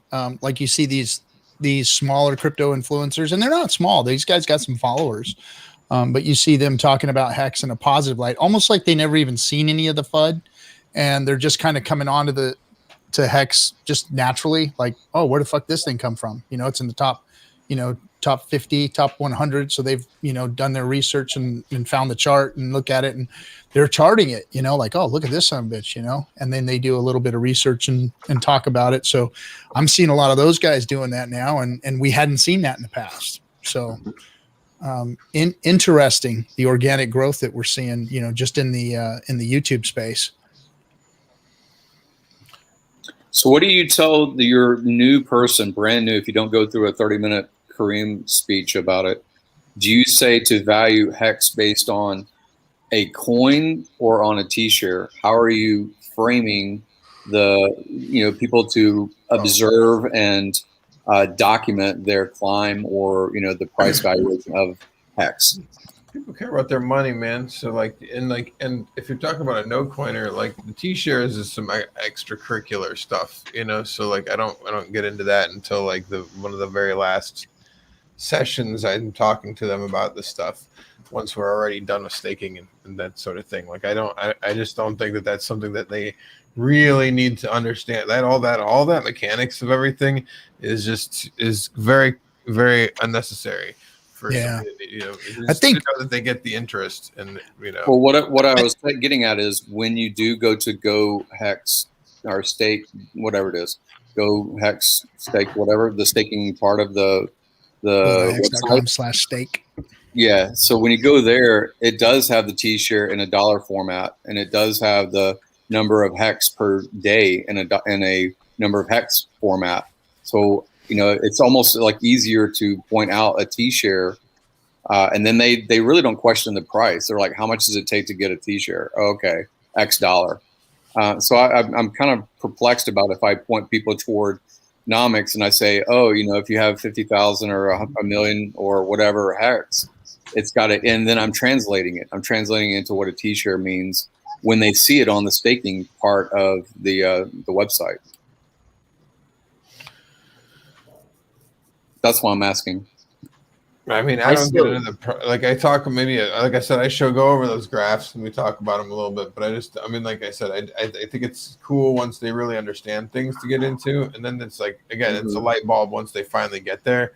But like, it's definitely not something that I get into early on, or like it's not like part of my pitch or anything, you know. Well, I have meetings. I have meetings with George Gammon coming up. And he's a popular YouTuber. He talks about macroeconomics a lot. A lot of people like him.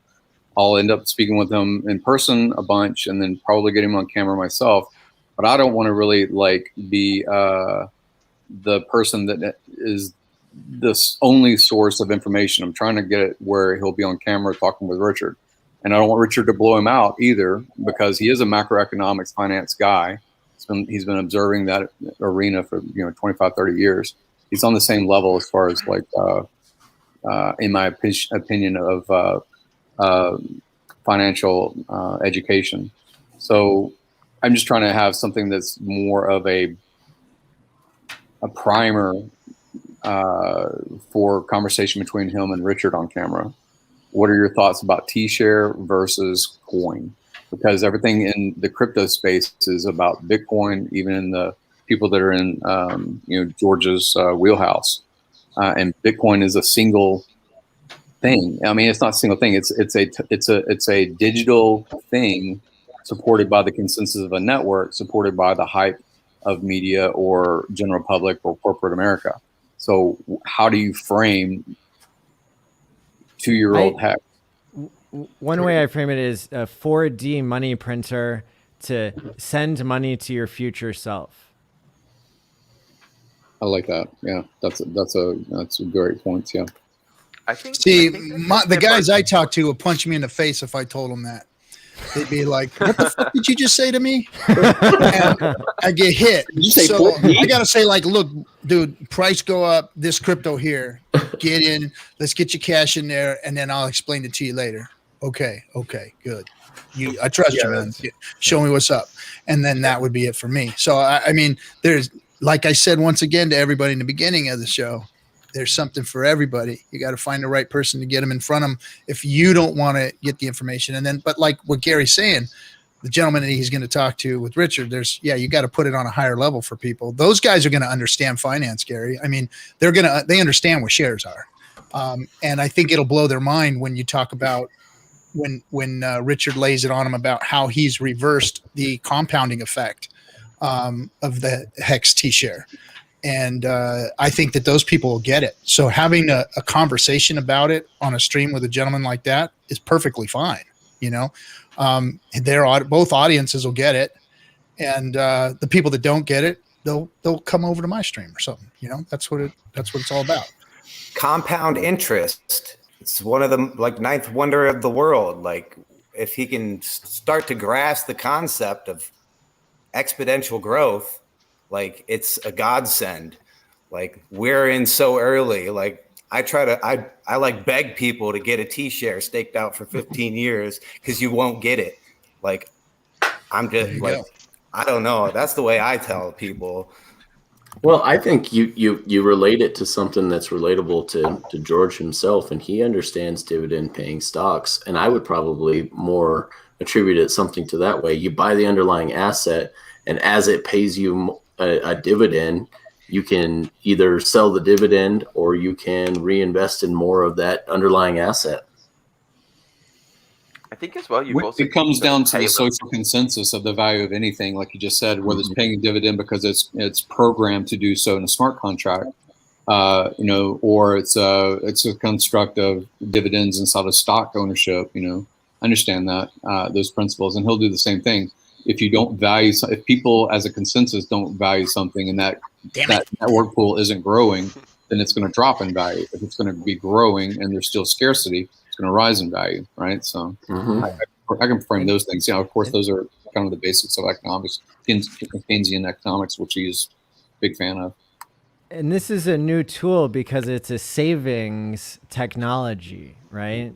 It's a new technology that allows people to lock in such an immutable way that, you're going to be good, right? And it incentivizes you to lock longer. And so those are all very huge economic inventions, really. I mean, it's economic invention. Yep. So I got a question, just to be real quick. We just got to say thanks, D'Artagnan, for the 1999.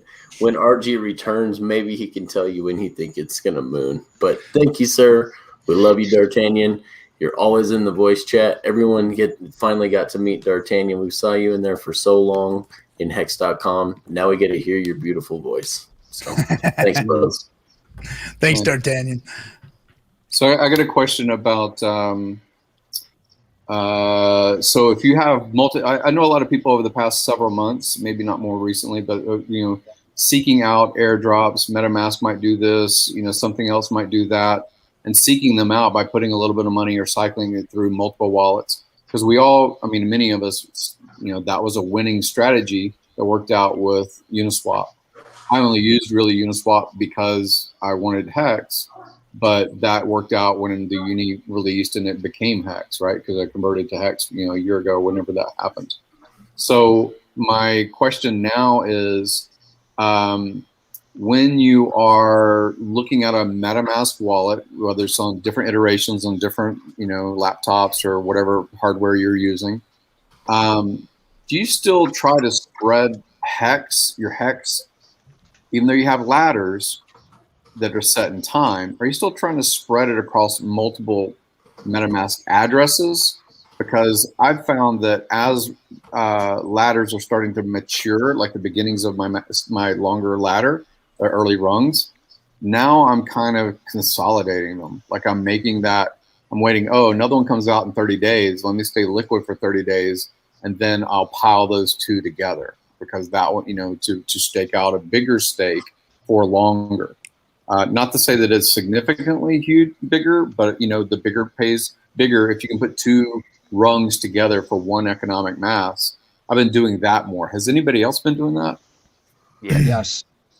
Well, what's the financial benefit of that? Because there's no benefit to consolidating unless you have 150. Well, there's not even that. Well, right? it ramps up 10% up to 150 million coins. So like you got to have 15 million on a stake for it to really make 1% a difference. But losing 30 days of share price. Whereas, so here's one of those things. I was thinking of playing this game of like cycling some doing some short stakes to see how much we can get in some interest on some short stakes.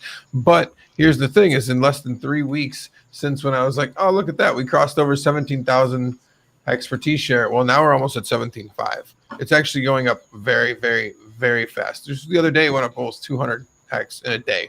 So like the amount of, especially if you're staking long. So like if you're staking more than 5 years, then missing out on the 200, 300 Hex extra, that you have to pay for T-share like now is definitely way worse than the benefit you're going to get from the point is 1% extra if it's a 1.5 million coin stake. So and you can see the whales running up the price of a T-share by doing these big short stakes. That's what I think they are. And, they are. they say it on Twitter. You can see some of them saying, "Hey, I'm trying to help ratchet the share price up. Look at me, my 30-day stakes." It's like, yeah, cool. Thanks, man. Yeah, so I mean, I imagine that the share rate is going to continue up much higher. Like I was thinking 20,000 by the end of the year. So I mean, at the rate it's going, which is fast. Damn. So do you still, if you're going to basically roll over and restake, do you basically wait for the next rung to unring and then pile those together, or are you just? I mean, that depends. You got to depend that on a lot of that is how many coins you have, as well as how close your rungs are to like laddered spots are together. I mean, if we're imagining that we're going to be on a chain at some point in time with the gas fees don't really matter, then yeah, sure, right away, right away, sooner than later, because of the share price ratchet up that's happening. I mean, if that slowed down again, that'd be fine, but I don't know if it's going to. I have a feeling it's going to accelerate. Yeah. So. And then has there been more hints about moving over value from the existing Hex contract when rungs come due to move over to something else? Or are you saying? I think that Pulse is going to have when you get your airdrop onto that, you're going to have one of each. So like your options.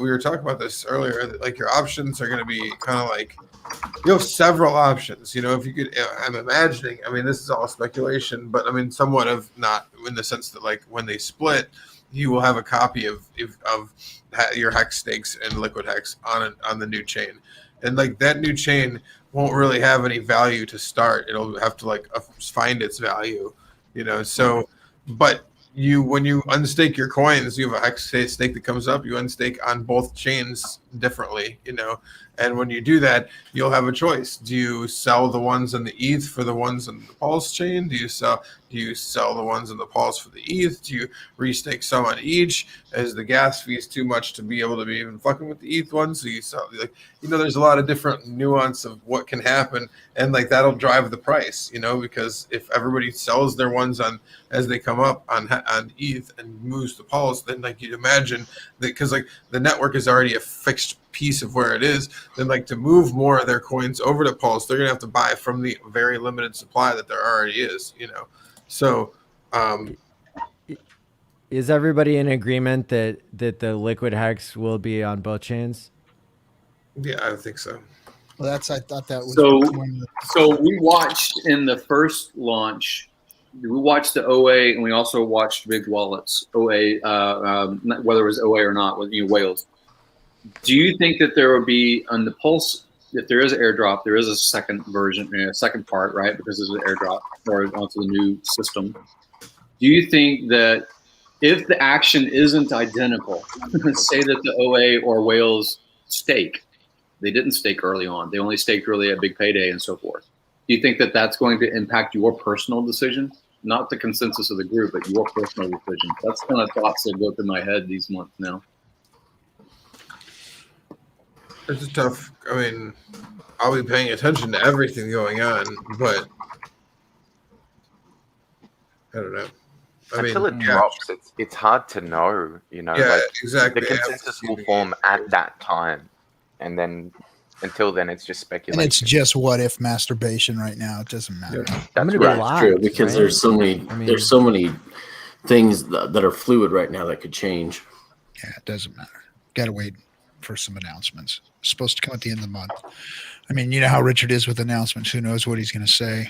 Might be even more vague than his first one. So I mean, we'll get what we get, and it's very cool that it's about to happen, and it's a lot of fun that we can speculate and talk about. It gives us all something to talk about and Moon talk about and all that kind of shit.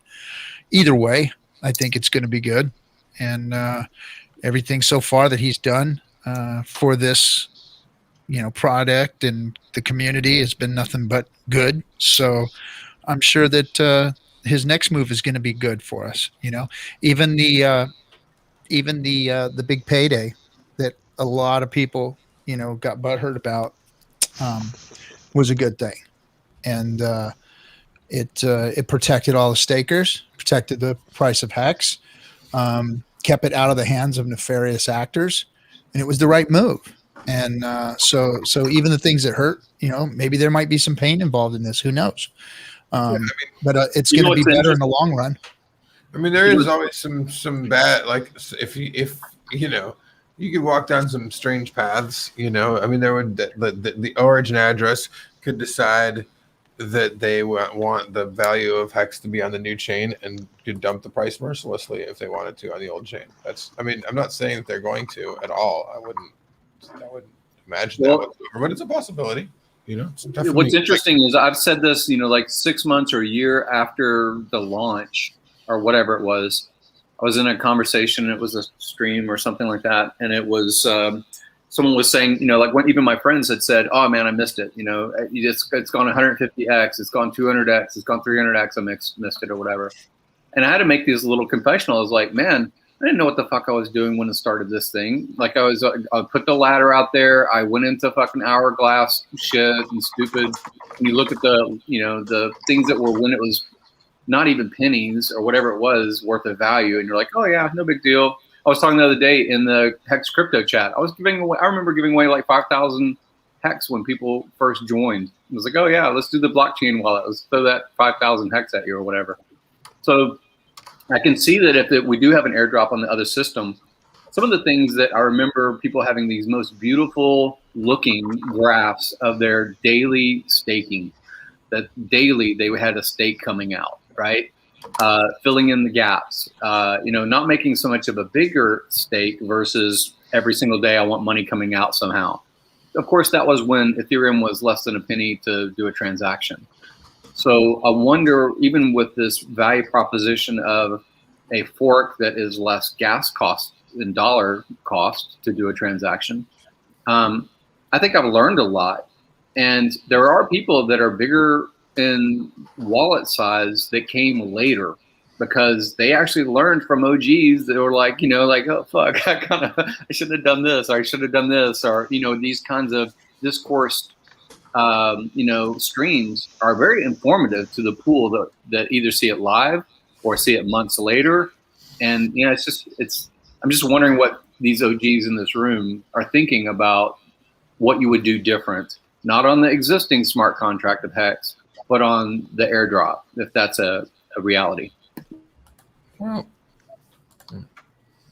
Well, I definitely would not do daily stakes again. I'm one of those people who had about 30 stakes in a row that were one day after the next because I just had so much Hex to play with that's what I ended up doing. And that hurt a lot earlier this year. But fortunately, I'm past that. And you know, I don't know if there's going to be an airdrop on this new chain, but if there is, I'll probably just stake it as long as I can in one big lump because I've already got my ladder set up for the next several years that I don't have to worry about it. So the experimenting is over.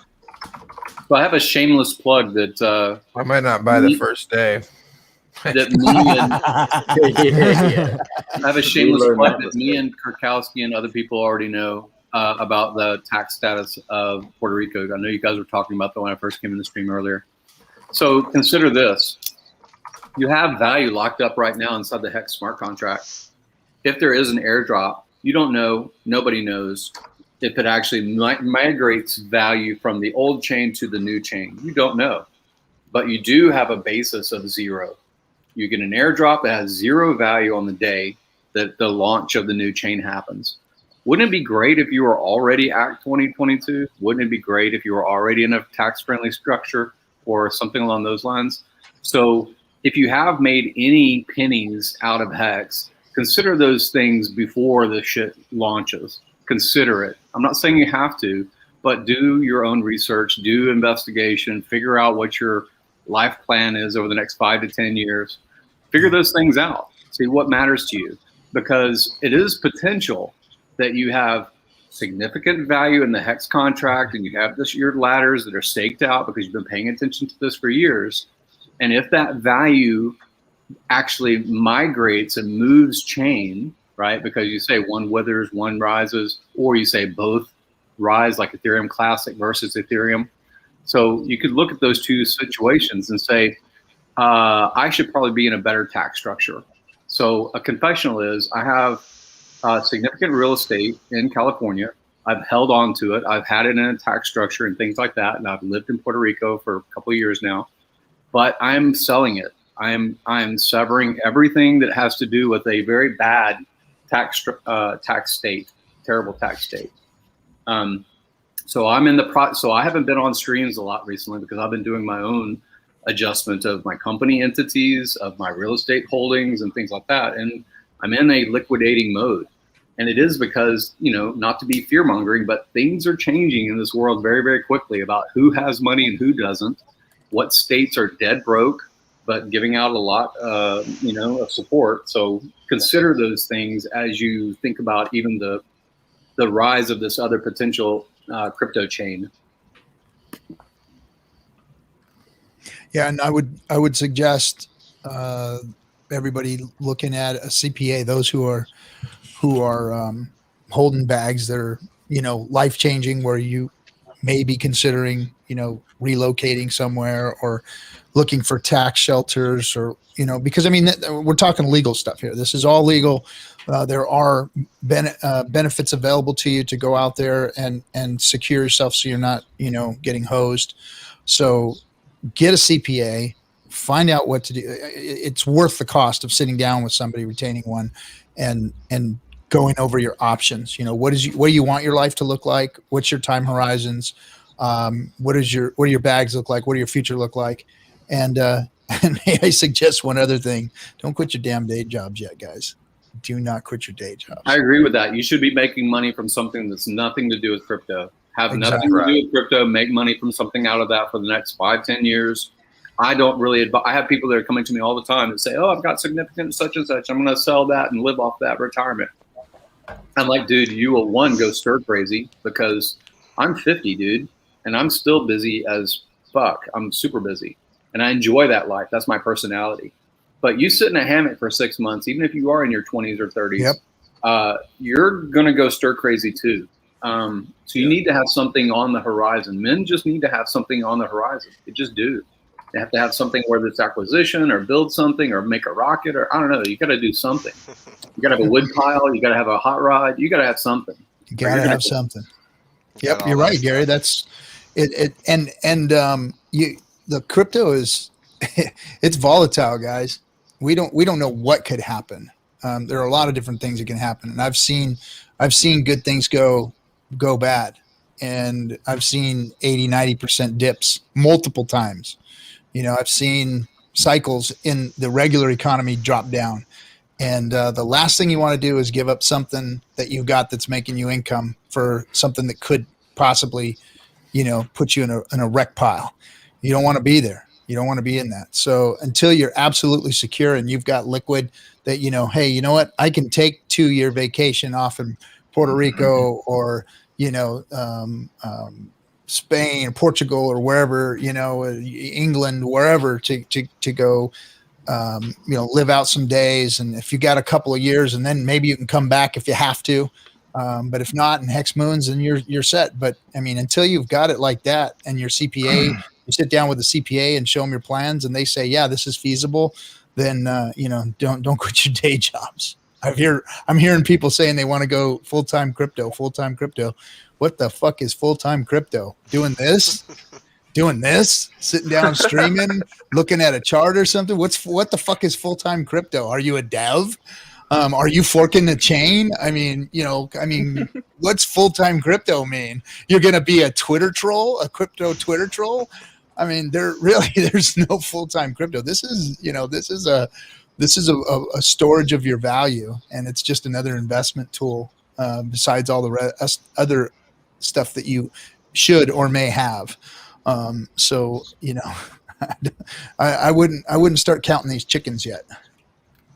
One of the things I did was sorry guys, I'm cutting everybody off. Sinclair Crypto, thanks for the $9.99. We just need to give a shout out to those who are supporting this channel. So thank you, sir. A long-time Hexican for sure. So I feel when Hex goes pulse, it may have a similar effect that Tesla and Apple had when they had their stock split, especially if OG Hex went parabolic. People will take advantage of cheap Hex pulse. Agreed. Think of it as a stock split, I think, is exactly how that's going to end up working. You also got to Richard just. You see Richard's comment? Yeah, there you go. Fuck yeah.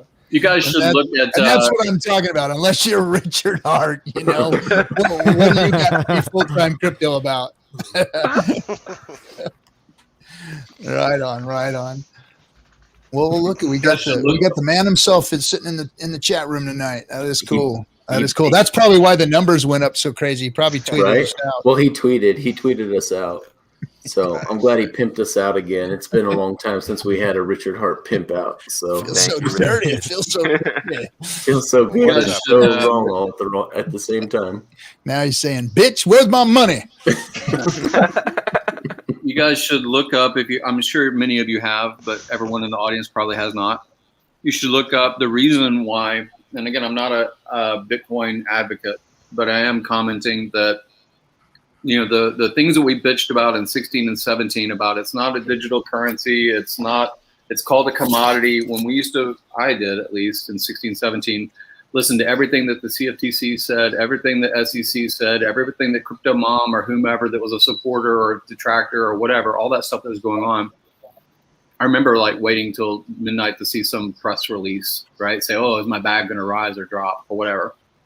Well, it actually worked out to our advantage in a lot of ways, in that because it's considered a commodity, at least in the United States, when they look at it as a structure, that's one of the reasons that Elon and others have bought Bitcoin in such scale, is because it's called an intangible asset.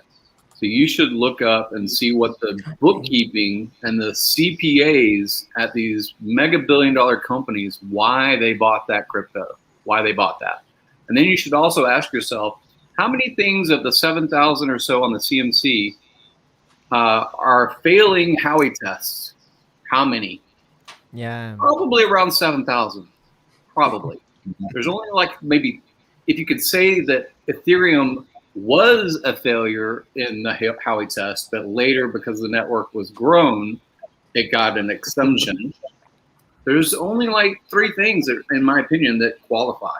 And as diligent as Richard had been on the creation, on the advocacy of the principles, on the not letting his ego, everyone likes to say that Richard has a big ego, and he does. But he doesn't have such a big ego that he steps on his dick when it comes to. What are you doing? Dude, don't put it up yet, because it goes to Gary's point. Hold on, man. Dramatic effects here. Okay, so sorry to cut you off, Gary, but this is exactly why we are going to win. Hex Yoda, thanks for the $100, sir. We really appreciate it. It was like the exclamation point to the end of Gary's point. So I was waiting to pull it up here. So hey, yeah, man, Thanks, Hex Yoda. That is true, man. Thank you so much for the support, brother. Thank you so much. I will go back to this one too real quick, though. Richard hired me so I can go full-time crypto. The other thing that is a good point is how many completed products are there in crypto? None. I mean, not many. Hardly anything. I know of one. Do what they say. Just one. Just one. Called Hex. I only know one. Yeah. So I feel pretty good that everything Crypto Goose says. I feel pretty good that everything the Grayscale has trust funds in will be okay with the SEC. I don't know how those things work. I don't know if anybody else does. But do they have to hold double the value to what their paper holders are invested in? I don't think that's a true point that you just said, because what you're buying when you buy Grayscale is you're buying shares of Grayscale. Yeah, you're not buying the underlying asset that Grayscale is spending your money on. You're buying GBTC, which is like the Grayscale, but yeah, it's paper. It's a paper Bitcoin or paper Ethereum or whatever. Yeah, so you can. Do they have to hold a certain amount? You can buy and trade stock of water. Doesn't mean it's going to. I don't believe that. They may. I don't think it's a 50% like that. They don't have to hold more, because I know GBTC only holds a little bit less than the paper value that you put in, because they're taking a fee every year. They're taking 2%. So they're actually draining out your Bitcoin. It based on their fee. They're draining out your Bitcoin, so the amount of Bitcoin that each share represents is going down over time. Yep, it's you pay more than Bitcoin's value, to be eroded away and diluted over time. It's insane. It's the anti-hex. But what's you get what's less the win, Bitcoin? other than this false sense of security through going through something that supposedly regulatory, being able to go over regulatory hurdles if you're an organization, I believe certain organizations that can't get at these assets otherwise, maybe. Yeah, I mean, you can hold it in your Roth IRA very easily. That's why I bought some GBTC back in the day. So okay, I understand that now, because it flows. It flows. You can flow it into your yeah. Okay. That justifies the premium in some people's minds. Well, yeah, and it's a product that they can offer because they can only offer certain assets. Like when I went and sat down with my advisor and said, "Hey, I want to do this self-directed IRA." So I set up a self-directed IRA through them, and when we sat down, and I didn't understand the details of what you had to do to set up a self-directed. And when I sat down with him and he showed me, okay, now here's the asset classes that you can put into it. I was like, no, wait a second. I want to put these asset classes into it. And he said, no, you can only put these in it. So they're limited unless you do a self-directed IRA LLC. So you literally have to go outside of your institution and build that a specific way. It has to be an IRA LLC that you can put those assets in. And then you could put a lot of different asset classes in there and you have full control of it. You just have to do, and I know this is the wrong term, but you have to, at the end of the year, you have to do like a P&L on it and send that in showing that what all the funds did.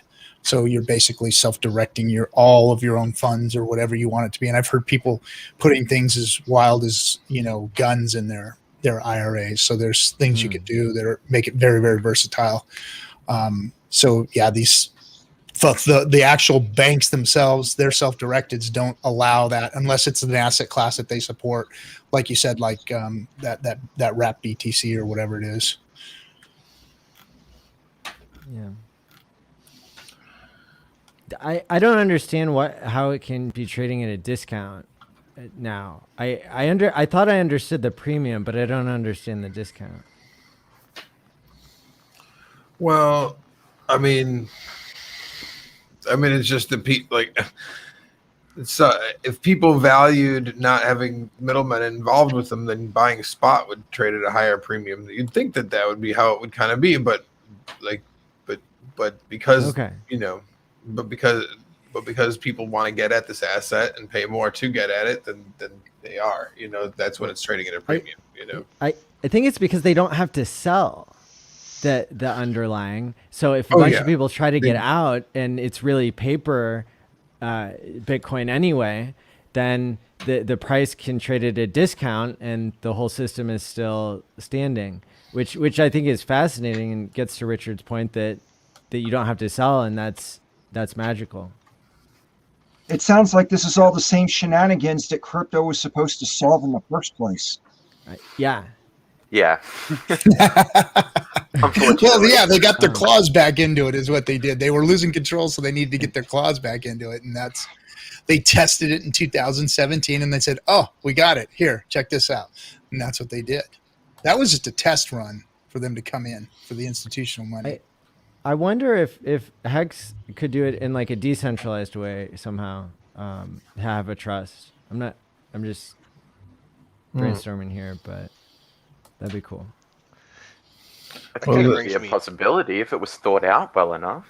But the problem, I think, is that you have to have somebody somewhere signing off that they are going to be like a entity that is going to follow these applicable rules by the government to be able to be allowable for a self-directed IRA or any of those kinds of things. So I don't know how a decentralized system would be able to fill out the paperwork regularly to on an annual basis to be to follow the regulatory hurdles. That seems it would be more honest. It would be, but I'm just saying that having something that's actually trustless like that, where like I said, who's going to stamp the form, who's going to sign it, who's the entity that's that's in control of it. It's just corporations are people. When are blockchains going to be people? Blockchains are people.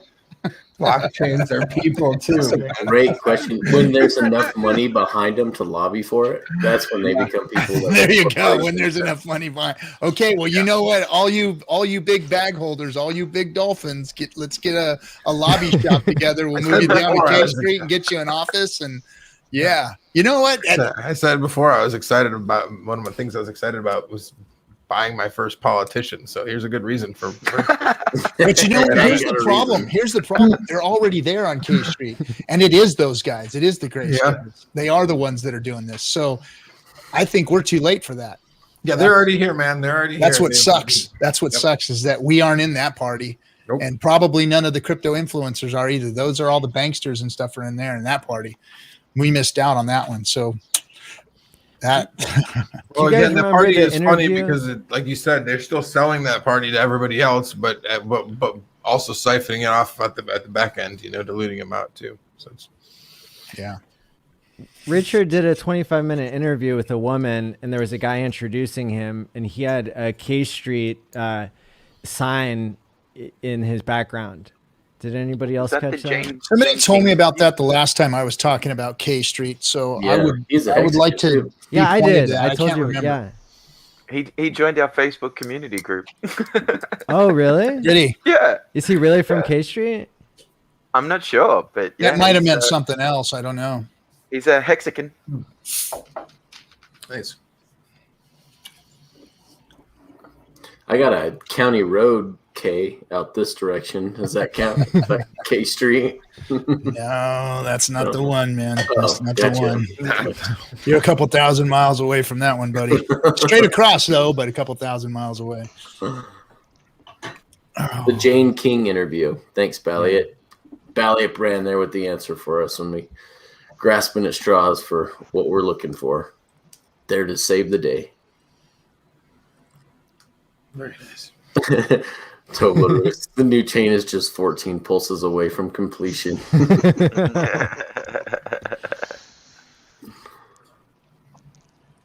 All right, 150 people, 153 people watching the stream.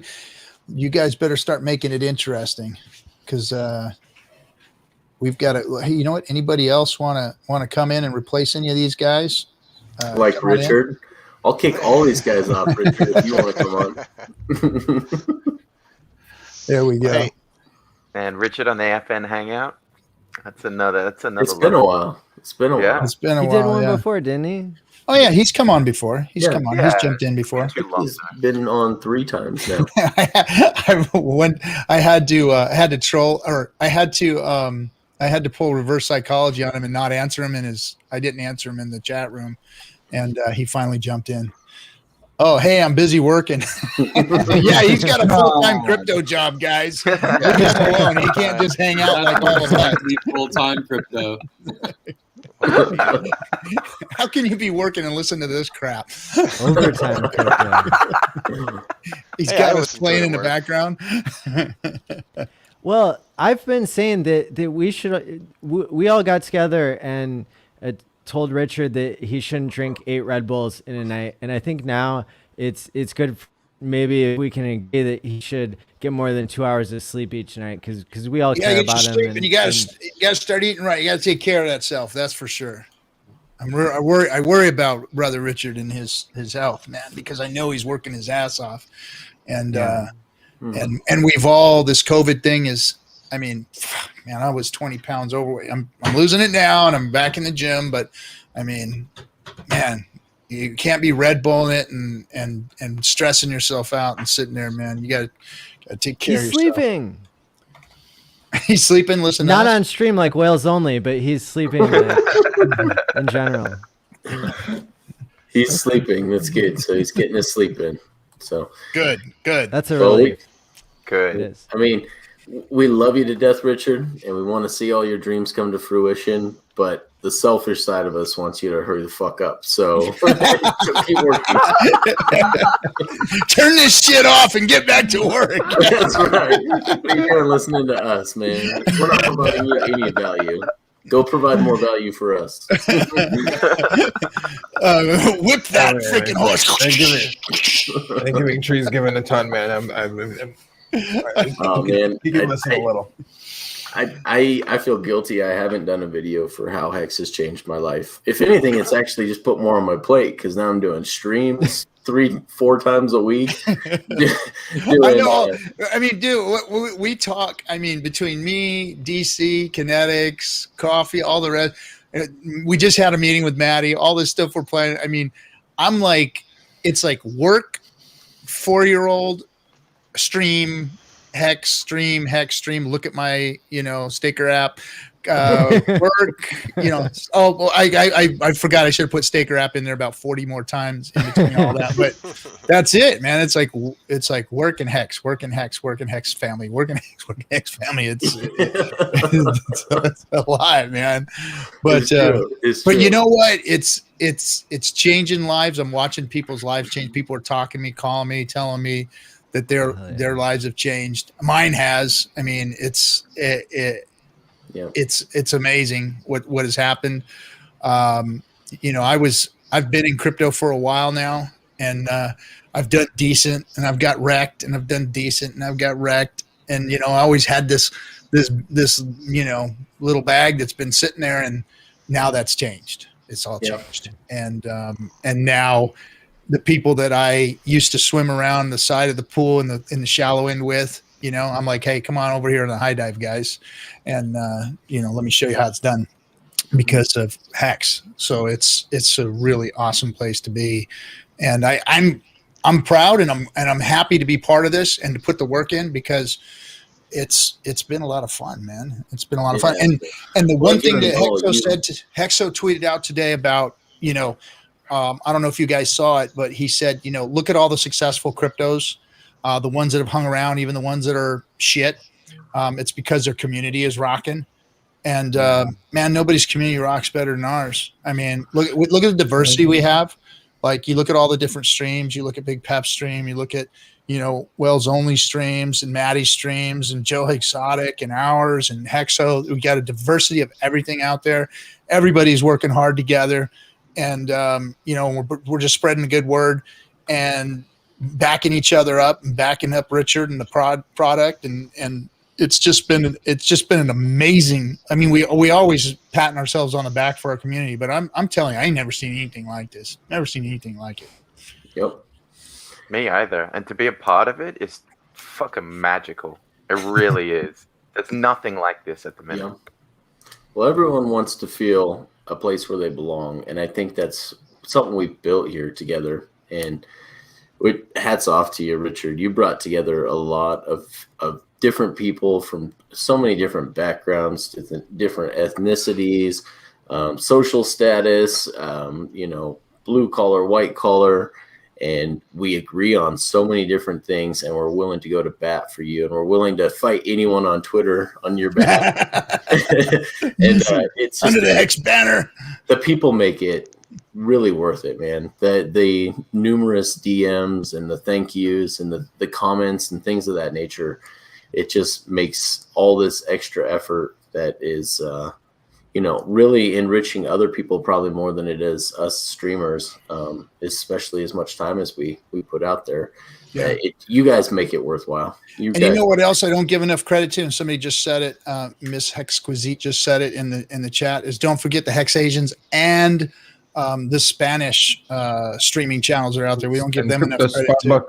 And Cryptoscopic. Yes. And I mean, it's just, we've got it going all over the world, not just us English speaking audience, but and the man said it himself, right? Best community ever. I agree with that. Ever. Mm-hmm. Those are the life changes too. Is like so many people working so hard. The more you get the gains, the more you get the praise like that, the more you want to step it up harder. And you see Richard doing the same, and it's a good, he leads by example, and it's super motivating for everybody to be able to be part of that. I love this comment. Yeah, I know. I was complaining. It's made me more busy than ever. Poor Kinetics, poor soul, making millions. Boo-hoo. Yeah. Well, it's not the stream making me that, but it is the Hex. So thanks, Richard. D'Artagnan. I don't know what that means.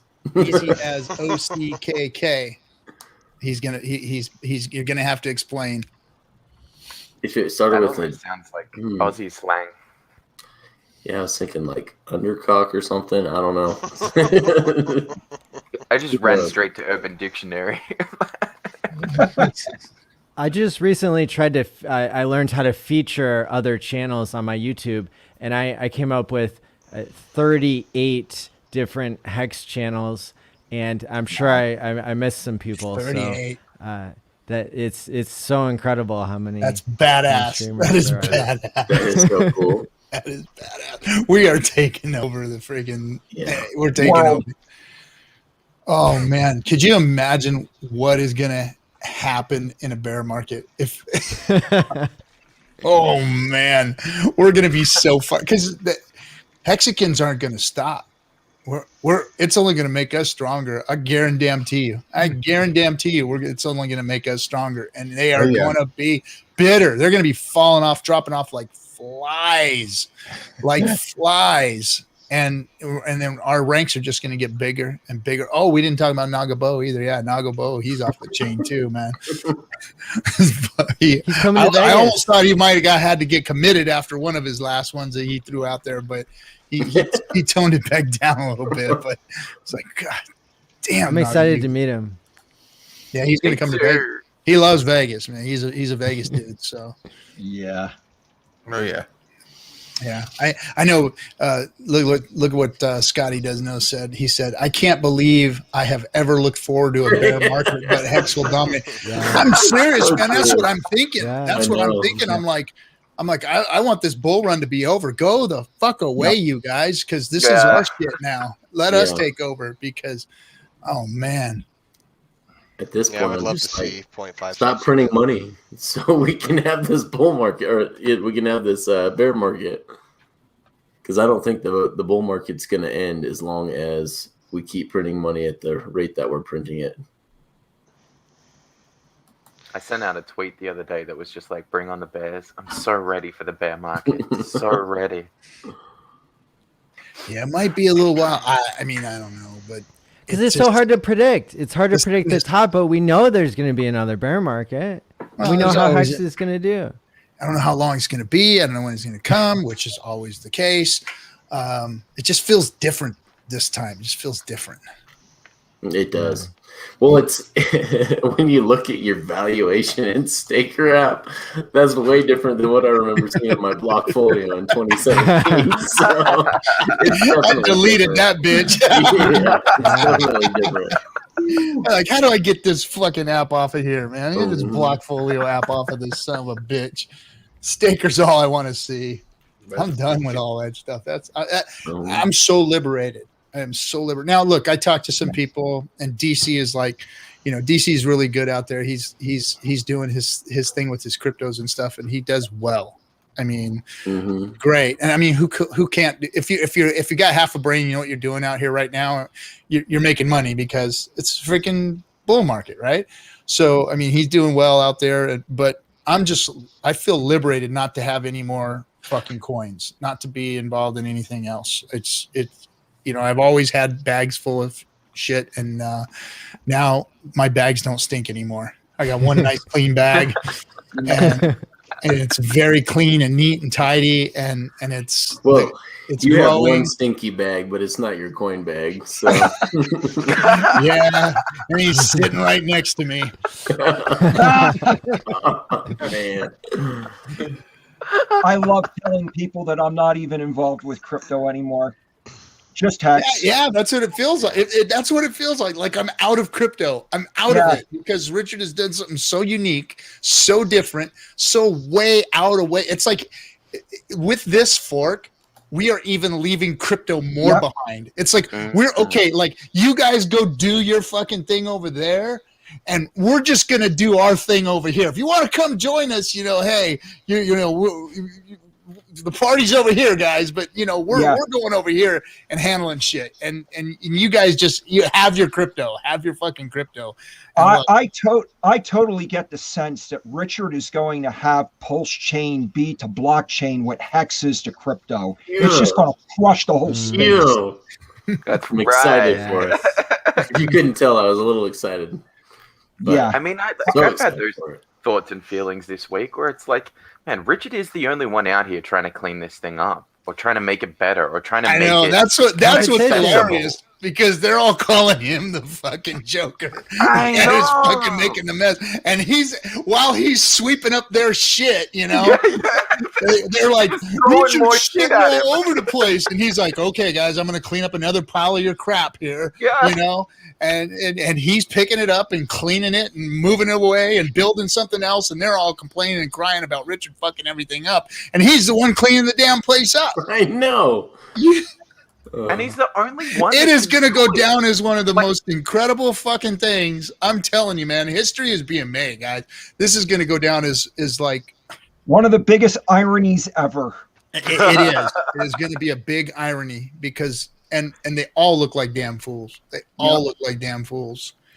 And at first, we were so excited about it, looking at all them saying the things they were saying, and we were like screaming, eating shit, and barking at the moon, going, "What are they talking about?" And now it's like we can just sit back and go, "Oh, you guys don't even know what you've done to yourselves. You don't even know." And did anyone see that Michael Saylor's buying more Bitcoin? That can only end badly. I mean, oh my God, that's a story waiting. Suck it up, baby. Suck it up. Go. Doesn't he buy like less and less every time? Yeah. That's what he's showing. It's like, that's not a signal.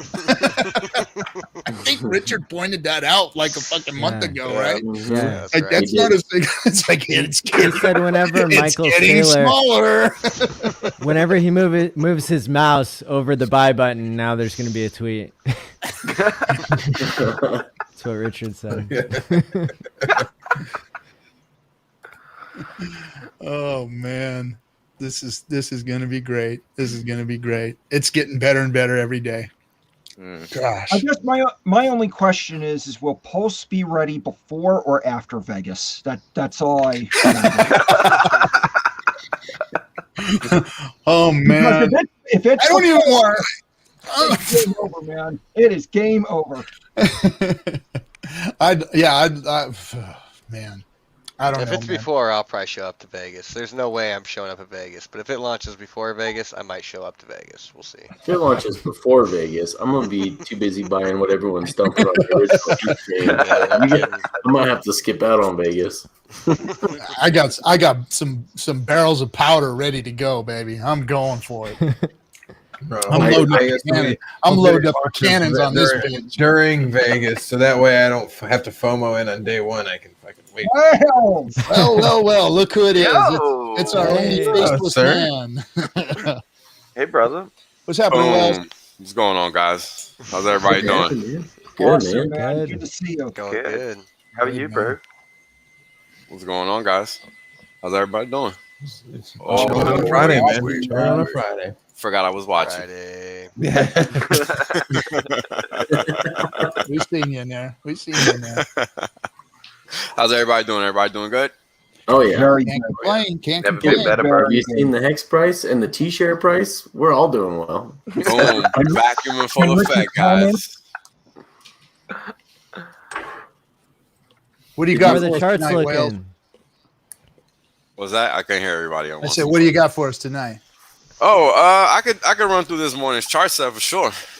Oh, you got some charts you want to run up? Sure, I'll run through this morning's chart set. Sure, I'll let you do that. I'll let you do Hell that. yeah. Everybody loves your charts. If you'd like to come talk charts, and maybe I'll even ask some questions. Sure, yeah. Let's do it. Let's see. Can we get some Pirate TA live on RG3? What was It's gonna it? be good. Titty formation laser eyes? Is that what? Yeah. Something like that. That's my favorite formation. That's the best TA indicator I've ever seen. Let me make an adjustment that I know I need to make just so things look right and it doesn't bug me. And then we'll get right to it. Let's just keep chopping and shooting the shit until then. Yeah, I'm going to step off for a quick second. Me too. I'll be back. I just want to throw this out there, guys. If you guys think that the original ETH hex is going to go valueless after this split, you're all wrong. So those of you who think it's a placeholder like the Tron and the EOS that came before it, you're all wrong. But go ahead and dump anyway, because I'd love to pick some more up on both chains. So just want to say that. Please and thank you. Please and thank you. Yes. Not for a minute did I think that the original hex was gonna cease to exist or lose any sort of incredible value. But like somebody pointed out earlier, it's who knows what the OA will do, but it has a pretty good track record of not screwing us over. I've gained a lot of trust. I wasn't always so trustworthy with it. There's a lot of skepticism that came with being in crypto before Hex, obviously. Every other thing was a scam for sure. So this is a pretty refreshing project to be in, and it's been an honor to be in here since before day one, really. And just love all you guys, man. It was pretty awesome. Yep. It was a great place. So Scotty, Can you imagine if the new Hex Pulse goes up faster, quicker than the old Hex ETH? Yeah, wouldn't that be great? So, Scotty, I know you were on last week and I wasn't able to get on there for you, but I think you missed the whole Twitter thread with Johnny Chaos saying, hey, if you want to make sure to get your snapshot of the fork for the Pulse to pull all your liquidity so you have your Hex in your wallet. And Richard said, why would you do that? So just a little, if that doesn't tell you something, I will spell it out in plain English. Most likely, my guess is that there's going to be a fork of the Uniswap code as well, and the liquidity providing is going to be duplicated on that chain as well. So you're going to have liquidity on both chains instantly. So that's how I read that. My next question is how the other pairings on that get forked over and what value they all hold. I mean, because like you can't really fork over USDC over onto the chain. You can't, and you can't really fork over ETH. If you did like an ETH pairing for Hex, would it be Pulse pairing for Hex automatically? Like, where's the this came up in 2017 when a guy wanted to do the fork of Bitcoin, because forks were big in Bitcoin back then, and it was called Bitcoin Ultimate. And that's when I learned that at the time of a fork, you can actually, because what their plan was to take all of the coins that hadn't moved for over a year or something like that, and then that would go to the developers. So all of Satoshi's coins would have gone to the developers. It's my understanding now. I don't know anything about the ETH side. I didn't look into ETH side, but it's my understanding that you could literally change the controlling private keys at the time of the fork for that other side of the pairing. So essentially, whoever had the liquidity for the USDC side could essentially just take that and fork it over to their wallet. So then they would have control of the USDC pair on the other side. Like, hey, what's up, D'Artagnan? Welcome. Another thing. There he is. What's up, dude? How you doing? D'Artagnan. Hey, bro. Hey, let me just throw something up real quick. This. Oh yeah. Let me throw something up real quick. Not to interrupt here, D'Artagnan, but I've been thinking about this, man. DMX passed away this morning, man. I wanted to just shout out to DMX, man. That was man, 50 years old. That was way too young. Way too young, man. I heard he was down, but I didn't know he passed away. That's too bad. Just this afternoon. I think it was this afternoon that he was pronounced dead, but he was brain dead since this morning, like you said. Yeah. Did we lose him already? Did we lose D'Artagnan already? Yeah. So one of the things that isn't super obvious, but Hex is actually a type of fork of Bitcoin because it takes the UTXO set and uses that in order to free claim. And so in a sense, Hex is a fork of Bitcoin already, you know, in its present form because there was a snapshot there. It's funny. That's what I thought of it when I first came across it, because that's how it's kind of described as from like the outset, you know? Yeah. Like that's the automatic connection, I think. Anybody RG3, that RG3, this shit might kick me out again. If it does, I'm not gonna come back because I'm just trying to get myself situated with this StreamYard. I'm sorry for talking over you, Wales Only. Go ahead. No, you good, brother. You good, man. You good. It's the internet, man. It's all good. It's not that serious, bro. It's not that serious. It's really not, I promise. You guys can't even imagine what the internet's like here in Montana. Oh, I bet it's even worse, right? Man, that's sacrilege, man. Don't be talking about POC like that, man. It's near That's enough of that. That's enough. I've had enough of that shit. That's enough. Anyway. Tupac is the OA. I wasn't saying that. All right, man. That's enough. That's enough. I'm telling you. You guys are going somewhere. I don't want you going. All this time I thought it was an African priest. You know, it was Tupac all this time. You know, go how ahead, they got Doug Canyon. Say your piece while you're on, buddy. What's happening, bud? Oh man, he's lagging hard. This fucking this internet service sucks. I might get kicked out again, but I know the feeling. If I do, I'm not gonna come back because it's just a fucking interruption and it's just a lag. It's good to see you on. But yeah, that's really sad what happened to DMX, man. Rest in peace to him. Yeah. I feel 50 years old is a young age. When I think of young, I'm thinking about 60, 70, 80. I'm not thinking about 50. 50 is too fucking 90, man. Stay away from 60 shit. I ain't got to cash out one of my 5555s yet. You're right, RG3. Right. I can't argue with that. Nobody's hoping and praying for longevity tech more than RG3, even more so than Richard Hart. He's got half my bag already, man. He's got half my bag already. Whatever I got, if Richard can make me a pill, whatever, I don't give a fuck what color it is. Hook me up, brother. Get me some more time to spend your money. I love it. So what else says this? I want to spend that magical internet monies, baby. That magical internet monies. I got to spend it. You guys are on the road tonight. Get me a pill, Richard. All right. So Wales is going to bring us some charting. All right. So this is from last night's crossover. So everything is as of last night. But let's see. Wales, what's up? I hear that all the time. And for us non-charting motherfuckers, would you tell me what a crossover is and what it means? Sure. So basically, every time that Hex does the payout at 8 o'clock Eastern Standard Time, I record the price at that point. So okay, that's different than I'm talking about when they show the charts doing these crosses and whatnot. Oh, nah, that's a moving average crossover. No, that's not what I'm talking about here.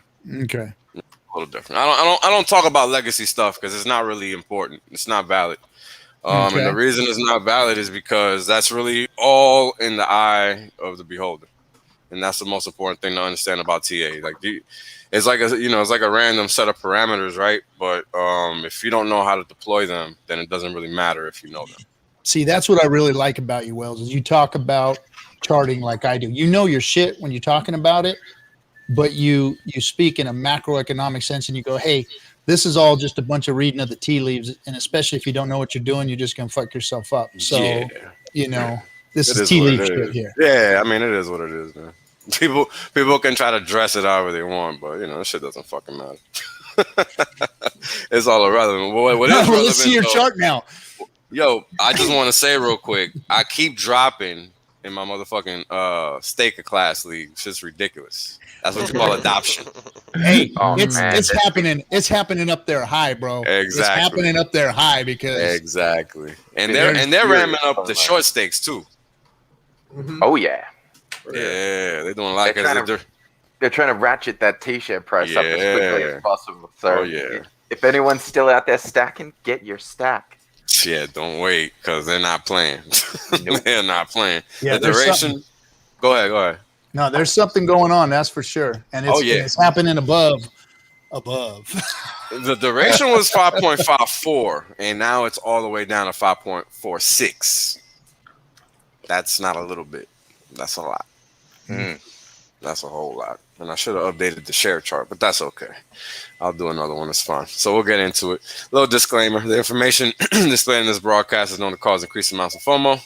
The FN Hangout and their guests are not responsible for any losses you may accrue for having weak hands. Stake accordingly.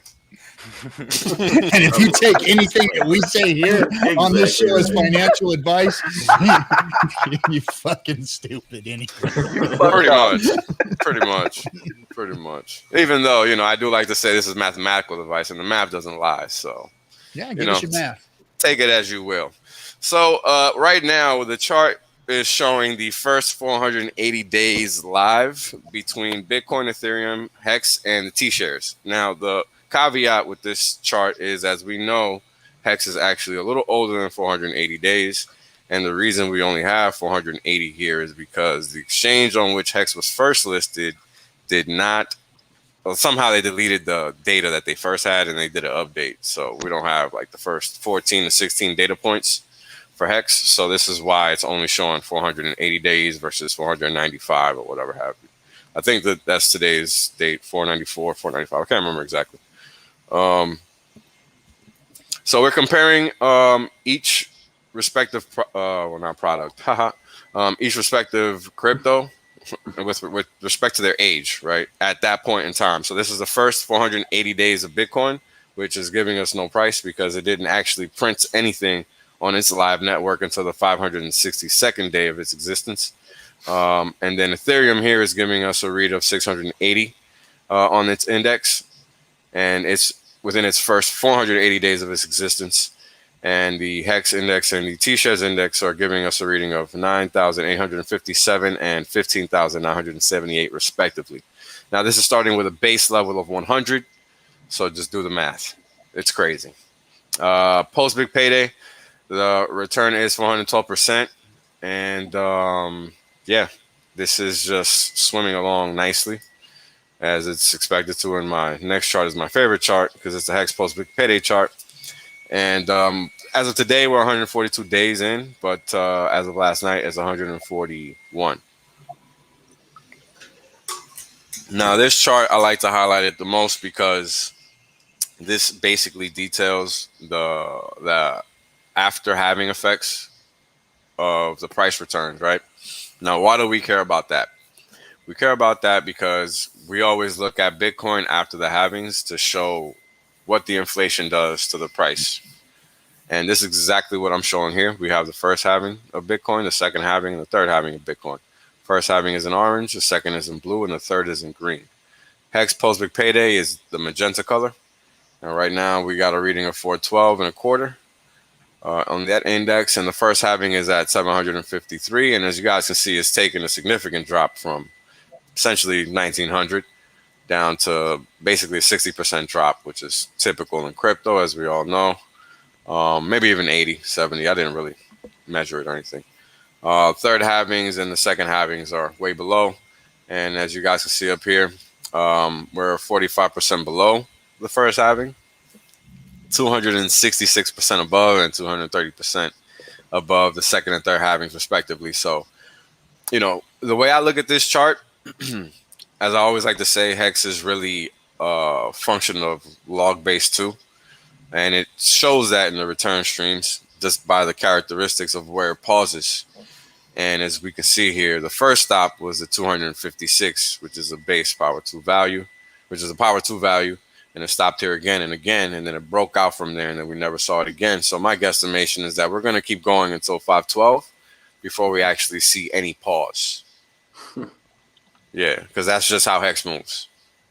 So and that's without what, big 9-cent range. Well, I haven't done the math, man. It just goes up. Who cares, right? Like we're staked. It doesn't even It's matter. up and to the right. Like, I don't waste my time doing any extra work. Like I'm on Wall Street. I don't give a fuck about none of that shit. Nobody like the majority of these charts are from people asking me because I don't like it doesn't matter.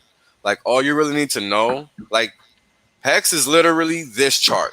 That's it. Everything else is really irrelevant. And I'll explain why. No matter whether you own hex outright or you're actually staked, the reality is that when you buy hex, you're buying this specific curve right here. Because whether you're staked or you hold it liquid, that's the return stream that your holdings are going to generate. Now, what does that mean?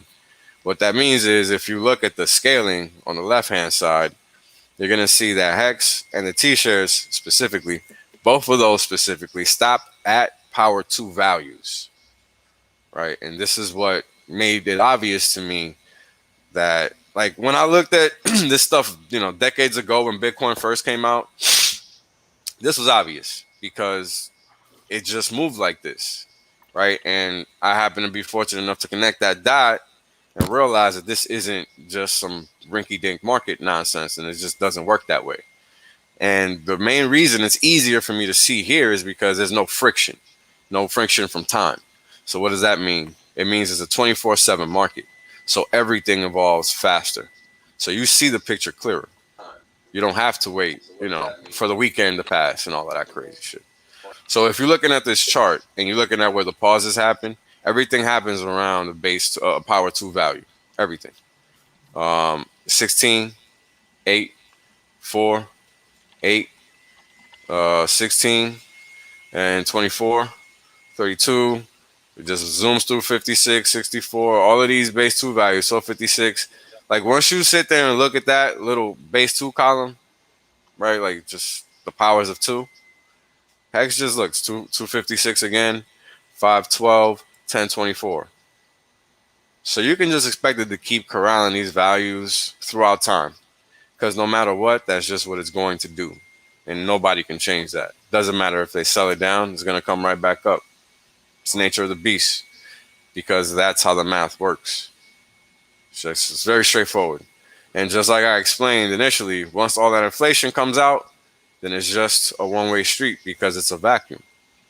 And that's exactly what we're seeing. No matter what the people sell, it literally is irrelevant. Why? Because the higher we'll go up in value, the more established the product is, the less the selling matters because the more people realize they have to buy it if they want to earn more. It's simple mathematics. People don't function off of stupidity, right? Like economics 101 dictates that, scarcity is a thing. It's not. And this proves that it's not. Because no matter how many people buy in, they're still earning, right? And even though my league, my shares from the pool are being reduced, I'm still getting paid the same, right? The only difference is somebody turn off that porn. The only difference is is that the value is going up on the backside of that. So even though the payout is going down, the price is going up. So you're not losing at all. And that's the bond math, right? So not only are you literally buying the most powerful power curve, which is X squared in the books, but you're also able to stake it and earn interest and benefit from that same function on top of that. Say that again? Yeah. Say that again? Benefit from that same function on top of that. That's right. It's just beautiful, man. It's just beautiful. Like you really, like once you sit there and like you break down the little pieces that make up Hex and you understand what the T-share rate is, that's it. You don't need to know anything else because it's like, it reminds me of those Cirque du Soleil acrobats with the 3 sticks and the plates. It's just like that. Because they can't drop that plate. You got that T-share rate, the T-share dollar value, and the Hex dollar value. And that's how it works. That's it. You really don't need to know nothing else. Because no matter what you do, no matter what happens, unless the world ends, this is what Hex is going to do. and it's just going to traverse through time, and the values are only going to get higher because the network effect is going to take over like it already has, right? And this is exactly what this is showing. This is just a network effect through time. This is Metcalfe's law. That's it. Like, it's just what it is. That's just what it is. And this is, what people don't get about crypto. They try to make it all this other nonsense, but the reality is you only need a few things. You need product market fit, you need well-designed code, and you need something that's not going to fall apart, right? Which it kind of sounds like one and the same, but they're not. And a badass community. Well, I mean, that helps. And a meetup in Vegas. Well, that also helps. Totally. Well, we put a face, a personality, and a heart and soul into the product of Hex. For sure. But here's the thing to understand, right? While that's important, when you look at something like Bitcoin and some of the other communities, right, that are out there, like Bitcoin wasn't like anything like this, and I was around for those days. There wasn't anything like this. It was a different group of people. Those people weren't as welcoming, as open. They weren't trying to educate you. Maybe some were, but it's not like this. Right. And it's not that different in other communities. So just that alone makes Hex ridiculously valuable. Right. Because no matter who you are, you're going to walk into this room of people and they're going to be like, hey, let me help you out. Period. They're not going to ask you anything. They're not going to want anything from you. They're not even going to say anything. They're just going to say, how can I help you? And that's a fact. Because that's exactly what my experience was. And that's exactly what I see everybody else going through when they're new. Right? Yep. And that's just what it is, man. So when you just lay that basic fact out there, automatically $100 coin. Period. Oh. Yeah. You got to think about it. You got to think about the market dynamics. Bitcoin, there were people that owned millions of Bitcoin back in the day. You have to realize that whatever number of Bitcoin that were out there were people that had a proportional quantity. Yeah. They didn't keep it, and that's why they don't have it now. Right? Because they were fucking selling at 8 cents, 10 cents, $1, 30. Right? That's the reality. Like, I know it's foreign because it's early to you guys, you guys have been in since day one, but you guys got to understand, you're in the trees. Like, get out and look at the forest. Dead ass. Like yeah, get out and look at the forest. Because I get it. I'm coming from the outside looking in, so I'm letting you guys know this is easily $1,000 coin. Period. Yeah, you just said 100. I know, but I'm letting you know. Give me a tissue. You have to understand this has infinite value. It has an infinite value. Why is that? Because no matter who you are, you can lay a claim to any sizable stake and get your interest. And nobody can stop you. Nobody can tell you, hold on. Nobody can do anything. And no matter what you do, you can always get your money out. It literally doesn't matter. Somebody's going to value this. Period. Hey, Wales. Yeah. What did that blue line end up doing? It's still flat. Not really sure. What did it end up doing today? Today? Oh, well, right now it's actually going parabolic, if I remember correctly. Hold on.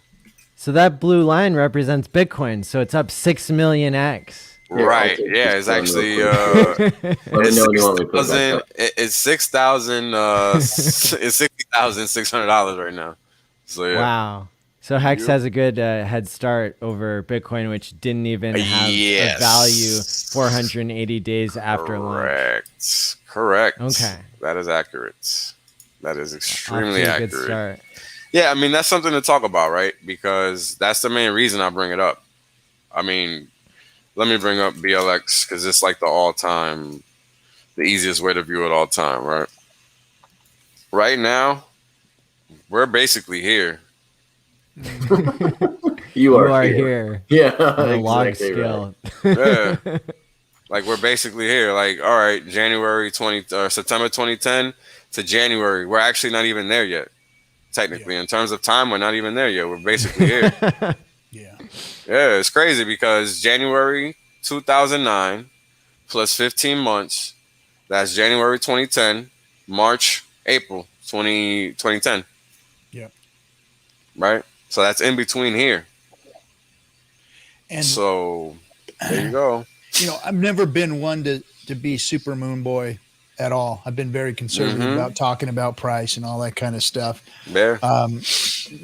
But when you look at Bitcoin and what it is, and you look at that chart and you look at where it's gone and what it's done, and you go, if a shit coin like that can do that, then what can a coin like Hex do? And really, it's that when simple. It changes the whole course of crypto. Why couldn't something else do that? What makes Bitcoin the only thing? What makes it the ring that rules them all? What makes Bitcoin so special? Just because it's a great marketing tool for the last 10 years and it's gotten people into crypto, it hasn't proven itself to be anything useful really other than storage of value. And I know I'm going to get the hate again from all the Bitcoiners and all the Bitcoin maxis and everything. They're talking about Bitcoin like that. It just turns everybody off. They don't want to hear it. Fucking just shut up, man. It's old tech, man. It's old tech. God. And there's no reason why the whole crypto space can't get flipped. Why can't Richard's coin and Richard's fork be the thing that changes crypto and crypto goes to? Because all this other stuff is shit. I mean, look at what's happening out there. They're still making promises from the last fucking 10 years. Yep. They're still doing it. The best achievement of Bitcoin is that it's onboarding people into Hex. Literally. And that's where it's going to be. It's going to be the onboarding place is what it'll be, in my opinion. Apparently, all it needs to go up in value is to be able to send and receive. And doesn't even that function. It doesn't. Hold on. Bitcoin doesn't even do that well. Yeah, that's exactly right. Yeah, it doesn't do that well. It's slow and expensive. Look, I get the whole aversion to moon talk. But this is why I'm framing it accordingly, right? It's not about moon talk. You're right to. Yeah, it's not about moon talk. Like, there's a reason. Yeah, it's just about having the proper perspective, and I understand, why people are averse to that because again, everybody's so early, and you guys just don't. It's one thing to buy something at zero cost, right? Like, when you're buying something at under a penny, no matter the only difference is the zeros that give you the quantity of coins that you're getting. Like, you're still getting it at zero cost. Yeah. So your return is going to be infinite no matter what. And that's the hard thing for people to wrap their head around. Yeah. And all those guys that got into Bitcoin early that were mining it with Satoshi and all those guys in the neighborhood there, those guys weren't, those are billionaires, those bags are billionaire bags and nobody expected that to happen. Exactly. Nobody knew. I mean, think about it. Who even thought that this shit was going to last? People were just probably fucking around when they first came up with this shit, and they probably were just hoping that it would catch on this time because it wasn't the first time that it had been tried. Bitcoin isn't even new. Bitcoin's been tried in the 90s and even if in the 80s, if I remember correctly. They tried to do they tried to do electric money before. So, it was hard for a person that understood that at that time to take it too seriously. So it's all of these factors, man, that happened at that time that no longer exist today, that really allow me to speak, the way that I do, because it's so obvious now. Like, the internet is unstoppable now. We're at Web 3. These motherfuckers are still on Web 1. You understand? Like, I'm serious. Yeah. This is very important to understand, guys. Like, I had to explain this. I was onboarding my boss today. No shit. It's real talk. Like, and it came out of nowhere. And I started the process today, and he's going to do his research, but I had to explain to him, look, you're worrying about something that you can't worry about because you have to understand we're at a terminal point, and no matter what you think about monetary policy, look at Europe. That's all you have to do. Look at Japan. Look at Venezuela. That's all you have to do. As soon as people say we're done with the dollar, that's it. And they already started saying this in 2009. Yeah. Just because it's not being said in the main press doesn't mean shit. So we got to address something here because Crypto Goose, who's highly respected by me, is saying something that I don't agree with. He says 650 billion versus 21 million. So we can't really have a 1-to-1 correlation. That doesn't matter. Yeah, one damn bit. Look at all the trillions of dollars. Let me talk about that because I love when people talk about fucking relations because I spent so many years studying that shit unwillingly. So let me fucking talk about that because I have an unfortunate expertise in that crap. So let's talk about one-on-one relations. Now, what is the value proposition for Bitcoin? Somebody give it to me besides the 21 million fucking number and the so-called scarcity. Please, let me have it. But which in fact does not fucking exist. and I'll go into why later on. But somebody please give me what the so-called value proposition is. I'll wait. I have all night. I think that's it. I think number that's go up. Number go up. Yeah. They're just narratives that don't really mean shit. Exactly. You know? Exactly. The value proposition for Bitcoin is the motherfucking narrative, and it changes over time. That's right. Okay. So why does that matter? That matters because people listen to motherfuckers that don't know anything. So where's the advantage in that? The advantage in understanding that is that 10 years ago, everybody called Bitcoin a scam. Right? Mm-hmm. Everybody called Bitcoin a scam 10 years ago. Right. So people are still calling today. Exactly. They're still calling people it that sold for $14. They're still calling it a scam. That's right. People. I used to call Ethereum a scam. People are still calling Ethereum a scam today, right? And here we are again. Screen? Sure, go ahead. And here we are again, same point in time, right? What's this? These are the narratives of Bitcoin over time. There you go. So the blue, the first one is Love eCash, proof of concept, and, right? Cheap payment networks, anonymous darknet currency, reserve currency for crypto, censorship resistant e-gold, programmable shared database, uncorrelated financial asset. Really? That's a pretty tapestry that was. I forgot about that one. That's funny because that's definitely not true.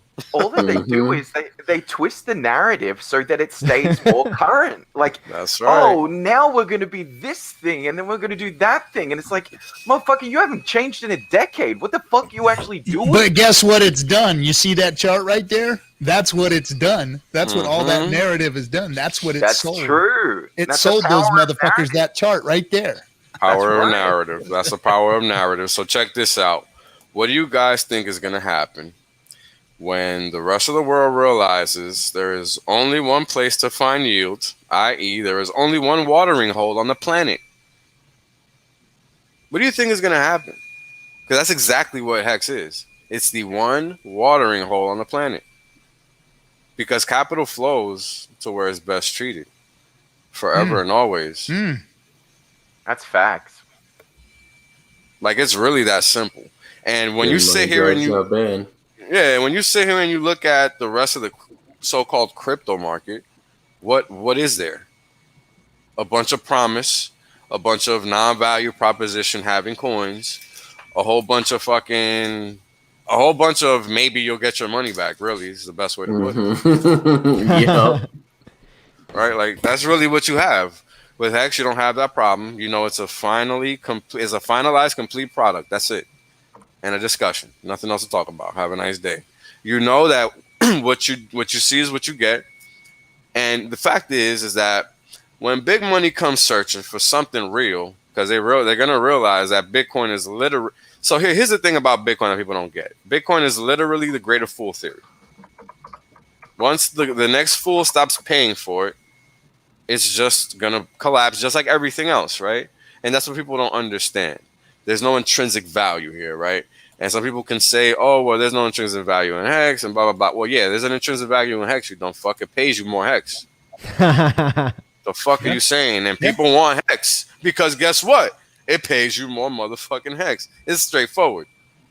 So, you know, all you have to understand is that that's code locked in. It's math. And that's it. It's not more than that. You try to paint anything else on that shit, you're shooting yourself in the foot, and you just might as well just go on home and go to sleep because you're just not paying attention. You're just might as well hang out with Noriel Rabini. Yeah, there you go. Yeah, I forgot about that guy. And get lost and get left behind while everyone else is getting the gains. Pretty much. And here's the thing: I was one of those guys, right? Because I left crypto and came back. Hint, hint, motherfucker. I was on my way out. And said, you know what? I'll wait and see what this crazy motherfucker in the top hat does. And God damn it. Here we are. Here we are. And that's the thing. And that's the thing, right? I wasn't even looking at crypto. And here I am. It's just one of those things, man. It's going to find you if you're looking for it. So back to the 1-to-1 ratio thing. Oh, yes. Yes. I went off on a major tangent. So here's the thing. All right. Bitcoin, right? what happens the next time there's a Bitcoin hack? What are you going to talk to me about with that 1-to-1? 0. Okay. So what's going to happen the next time there's an inflation bug in Bitcoin? What's going to happen then? 0. Okay, because rush out of it because here's the thing you have to understand about Bitcoin. Nobody knows what the fuck to do with that code. Nobody. Nobody's looking at it. They don't want to touch it. They don't want to touch it. They don't give a shit about it. So the next time somebody talks about 1-to-1 with Bitcoin, you tell them that. Tell them that there could easily be 20 fucking billion Bitcoin floating around. Then what? Then what? Right? Because the top contributor, the top dev left. Oh, well, there you go. That's why there's 9,000 other coins. Yeah. They didn't want to build on that. They wanted to build something better. That's why there's 9,000 coins. Yeah, that's right. I forgot about that. Bitcoin's had 4 lead developers and they've all left. Holy shit. I forgot about that, RG. I need to go over my crypto history. I forgot about that. That's true. Because they didn't want to change Bitcoin, and that's where you had all these other coins come out of the works from. They said, fucking start over, man. Let's build something. That's what they did. They said, fuck this, man. Oh, my God. Well, look, guys, all I'm going to tell you is this. When they look across the landscape and they stare at this one chart, let me just go to my favorite chart, because here's the thing. They're going to do it because this is what they do. This is what they do, and I'm letting you know because this is what I've done. This is the chart. Right? Now, this is the all-time Hex or ETH correlation chart, and the next one is Bitcoin. And long story short, you want to look at the X and the Y axes. Now, the X axis is showing us the Hex returns. The Y axis is showing us the Ethereum and the Bitcoin returns, respectively. Now, what is it that's important about these charts that I can literally skip all the rest of them and come straight to this one? So here's the thing. When a big pile of money is looking for somewhere safe to hide, what they want to see is skewed returns. Now, what the hell does that mean? What that means is they want to see that it's actually leaning to one side over the other. And the preferred side is the positive return side of the column, right? Like they want to make money. So when they look at Hex on the X-axis, they're going to know that it's on the right side of the X-axis, of the 0 line. Now, you have to look at this as if it's a counting line. And when you're counting, you go 1, 2, 3, 4, 5. So you're going to the right. And when you're going negative, you're going 1, 0, -1, -2, all the way to -5, and so on and so forth, right? So that's going to be the negative side. So just notice that Hex is primarily plotted on the right side. Primarily. Not somewhat, not occasionally, not frequently, not sometimes, but primarily. This can't be ignored at all. Period. It can't be ignored at all because this is statistical fact, not opinion. This is mathematics. This cannot be manipulated unless somebody's pumping something somewhere. And it's the same thing versus Bitcoin. And there's 0 correlation for both because R2, which is just a measure of correlation, is 0 for both. And that's what's important. They want to talk about the correlation. Well, here's some decorrelation for you. This is entirely decorrelated. And now, this is entirely decorrelated from the whole market. Why? Because Bitcoin is 1-to-1 with risk assets. It's plain to see. Fed pumps the SPY, Bitcoin goes up. That's your 1-to-1 relation. Crypto goose. You're welcome. You don't got to take my word for it. Look at the charts. They're right there on the charts. Not here. So it's not a joke. That's real talk. Go look at the charts. It's right there. People think that Bitcoin stands alone. Bitcoin is a Fed tool. People will come to learn this over time. I've said it before. People just need to learn. Bitcoin is not this safe haven that people think it is. It's not going to save us. In fact, it's going to make us worse off because now all the big wigs are jumping in and trying to take over. Right? Visa, MasterCard, PayPal, Tesla. They're not getting in there to help you out. So, good luck to those that are banking on that because that's not how it's going to work out. It's just not. So, you don't gotta like the message, but those are just the facts, man. It is what it is. All right, so let me keep going here. There are 18 million millionaires in the United States. There's 18 million Bitcoin. There's 18 million T-shares. Which one do you want? There you go. I mean, and here's the thing, right? T-shares are always going to go up in value. So here's the thing. Bitcoin are always going to go up in value. But here's the difference. You don't get more Bitcoin from buying Bitcoin. You get more Hex from buying T-shares. And it's that simple. Yep. It doesn't get more. Like, once you You start got to get mining. You got to get miners with your Bitcoin in order to get more Bitcoin. Right. And that's going to cost you. So you're actually at a net negative. Yep. Right. And that's something I even had to, go over with my boss, because he was like he knew about the Bitcoin mining and how that gives it, value or whatever. And then I had to explain to him, like, look, that shit doesn't give it value. This is, I had to break it down because people don't understand. They just believe what they hear on TV. And this is the problem with watching TV. Like, since when the fuck has Bitcoin ever done anything for anybody? Bitcoin is 60% mined in China. Like, Bitcoin is now thanks to Peter Thiel now, these old white guys on Congress are going to start looking at Bitcoin as a motherfucking tool akin to a weapon of mass destruction, because he's made them aware that China now mines 60% of the motherfucking thing. Right? So these are the things that are happening in the real world that people in crypto are going to choose to ignore. Yeah. Right? But that's very important, because now we don't know what these people are going to come up with. That's why I say watch the China narrative. Watch what the U.S. is saying about the China narrative. I was talking to D.C. about that today. Most important thing. Keep an eye on that. Keep an eye on that. Most important thing. Most important thing. And that's why Hex is superior. No concerns whatsoever in that regard. Unaffected. Unaffected. Entirely. Completely decorrelated. Oh, man. It's a beautiful thing. I mean, look at this. T-shares versus Bitcoin. T-shares versus Ethereum. T-shares versus Ethereum is a pink line. And T-shares versus Bitcoin is the orange line. Now, why is this chart cool? It's cool because it's letting you know that the value proposition is constant. And the only constant is change, and the only change here is a higher value. So keep that in mind. As you see, over time, the T-shares just continue to traverse across the wallet share, as I like to view it, for Ethereum and Bitcoin. And that's basically what this chart is telling you, because this is a T-share as a percentage of the value of Ethereum and Bitcoin. Now, this is T-shares versus gold. Now, this isn't really an accurate reflection, but I'll tell you what it is. I'm going to create or work on creating a better chart. This chart is just a dollar value of a T-share versus the dollar value of the gold ETF, multiplied by 10 to give us a proper scaling for the actual dollar value of the gold market from the physical perspective. But the reason that I picked the gold ETF for the price is because that's the actual price, right? Like, that's what people are paying when that's the price that people are getting when they sell their crap, their gold, right? Like, they're not getting fair market value.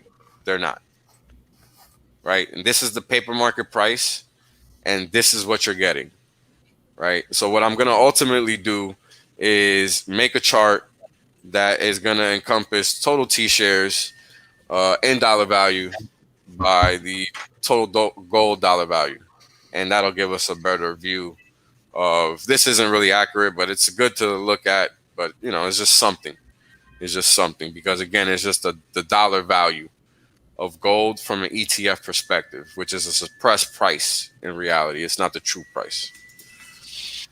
All right, so this is the Hex Payout Index Return Metrics, and what we're looking at here is payout per T-share sum index line. Now, what this line is telling us is how many Hex you've received in terms of a return for one T-share since inception. All right, and just keep in mind that the index starts at 100, and right now we're at 162,000, encroaching on 162,400. So over time, that's been the rate of growth that you've received in T-share payout and the payout per T-share. This is just crazy. You name me a system that's done that in terms of compounding. I'll wait. The yellow line is payout per T-share index, and it's basically just saying that the payout per T-share has increased fivefold since inception. And the daily payout index is letting us know that the system has increased its payout 115-fold since inception. So it's doing some dangerous things that others only claim to do, but can only dream to do. And here are the Hex payout metrics. Total T-shares are at 11.08 million, and I think it's a little higher tonight. I think it's at 11.09 or maybe even higher than that. I don't remember, but it's higher. Payout per T-share tonight is actually 5.689 or something like that. But yesterday it was 5.7443. Daily payout. Let me just give you guys the accurate numbers from today, because I don't want to give you guys stale data, given that we actually have presently good data. So please give me a second. Yeah, we only have 9 million more T-shares. So 11.089 million T-shares, and the system paid out 63.085 million Hex. So slightly less, because the value has gone up. Again, the bond math. All right, now the value is actually a little higher. Well, at the time it was. It's actually a little lower now, but it's fine. 9,800. I mean, you guys see it. It's just gonna keep trying to reach that line, because that's just the value proposition for Hex. That's what everybody's trying to attain, and this is what it's all about. Now, the payout per T-share sum line, what this is saying is that this is the number of Hex received per T-share since inception. So if you have 10 T-shares, 17,910 Hex. That's what this is saying. All right. Now, this chart has a lot going on it.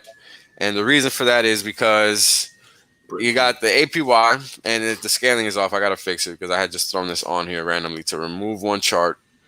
And then you have the T-share rate here, and then you have the Hex price, and then the T-share dollar price. The Hex price is in packs of 10,000 Hex. And let's just remember that the T-share rate is actually the T-share dollar value over the dollar value of 10,000 Hex, which would then give us 1.7332, et cetera, et cetera. So then we would just multiply by 10,000 to get the actual T-share rate that's in line with the system. Now, the important thing to know here is that I'm tracking this over time, right? So even though I'm tracking this over time, we know that the line is actually static, right? It actually looks like this. It's not actually gyrating around like that. So I just want people to understand that. They're not, just so they don't get confused.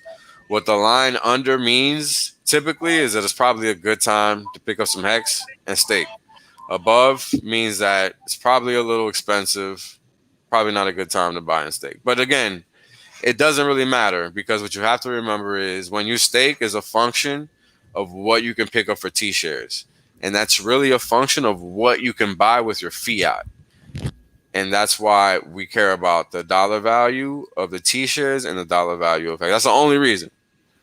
Otherwise, you got to stake right away because it's constantly going up, right? Like this is what we always see anytime we look at any metric, right? And now let me explain the scaling here because it looks a little funky.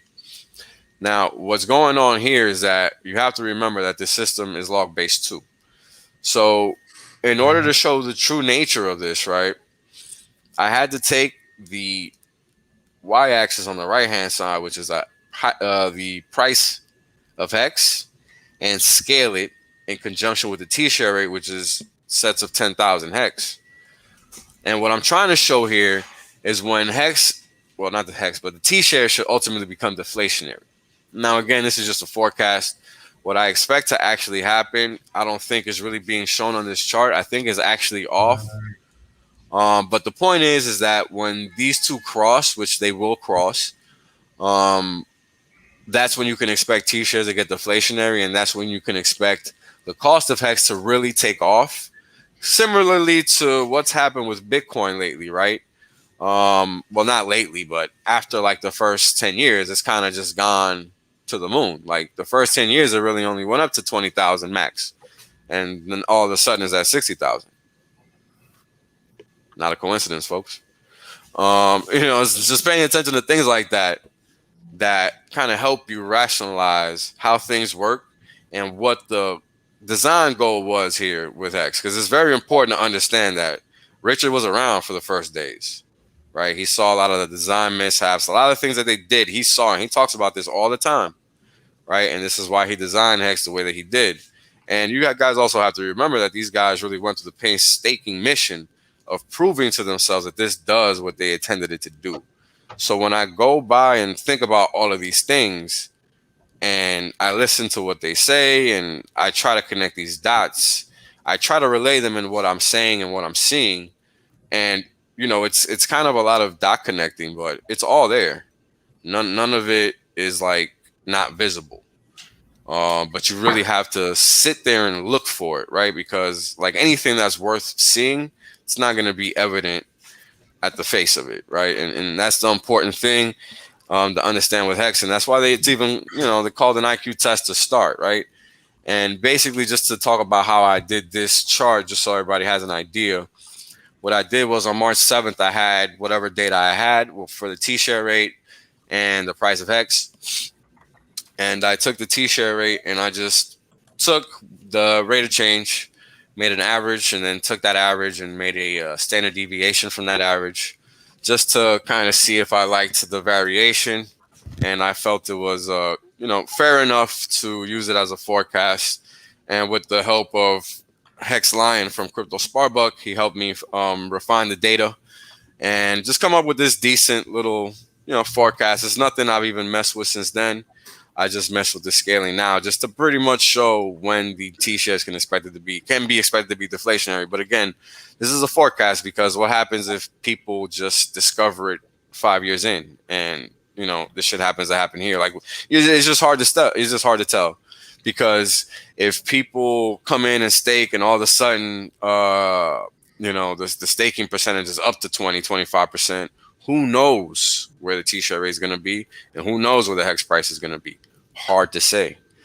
And that's why I don't put any weight behind this. And I've had this for such a long time and I'm just only now showing it just to explain when T-shares could become deflationary.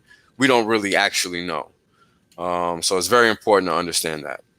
And these next set of charts are just going to be expiring shares at various points in time.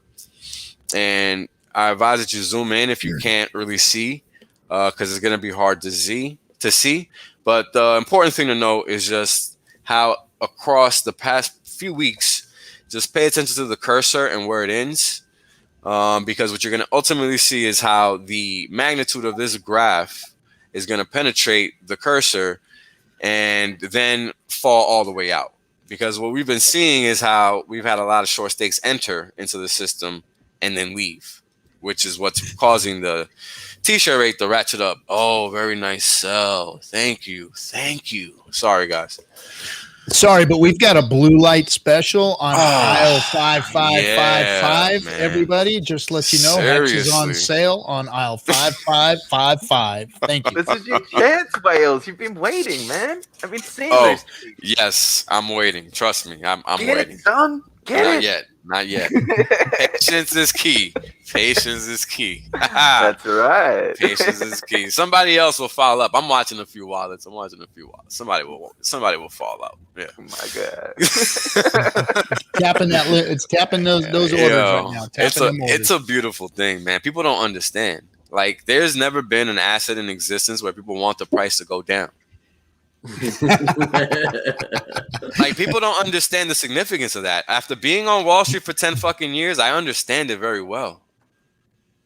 Like, that doesn't exist, guys, anywhere. Like, we all know stocks go up, but nobody gives a shit if a stock goes down, because the stock doesn't fucking pay you, right? Like, it's very important people understand, like, that little thing right there, that little itty bitty thing right there makes Hex worth more than everything in the crypto right now. Period. Very serious. Why? Because it's that simple. Who the hell wants the price of anything to go down? That's illogical. It makes no sense. Right? That's right. It makes it like, it's very important to understand how stupid of a thought that is. It's very stupid for a human to have that thought when they're exposing themselves to financial risk. It's very counterintuitive. That just goes to show how insanely good Hex is. Like I don't know if I'm stressing that enough, but that shit is insane. Just Now, for the record, stocks do give you dividends. Yeah, but that's the whole point, right? Like even then, nobody really gives a shit. Like, all right, maybe the one person, but trust me, in general, nobody cares. Because at the end of the day, you have to realize that these people in these markets, it's like Pavlov's dog, right? They're trained to think a certain way. So they don't know how to think, brother. They're like NPCs. Doesn't matter what stocks do. Like, you have to realize that the people that operate in these markets are retarded.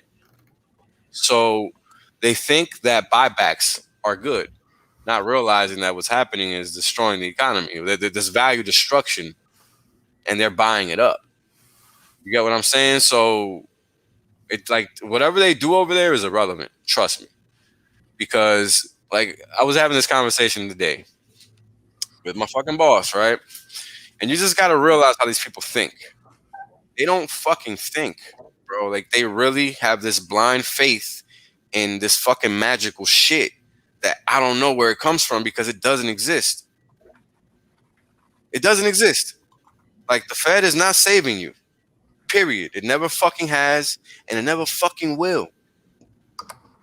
So I don't know where people get this fucking idea that that's what the fucking Fed is there for. Because they're not.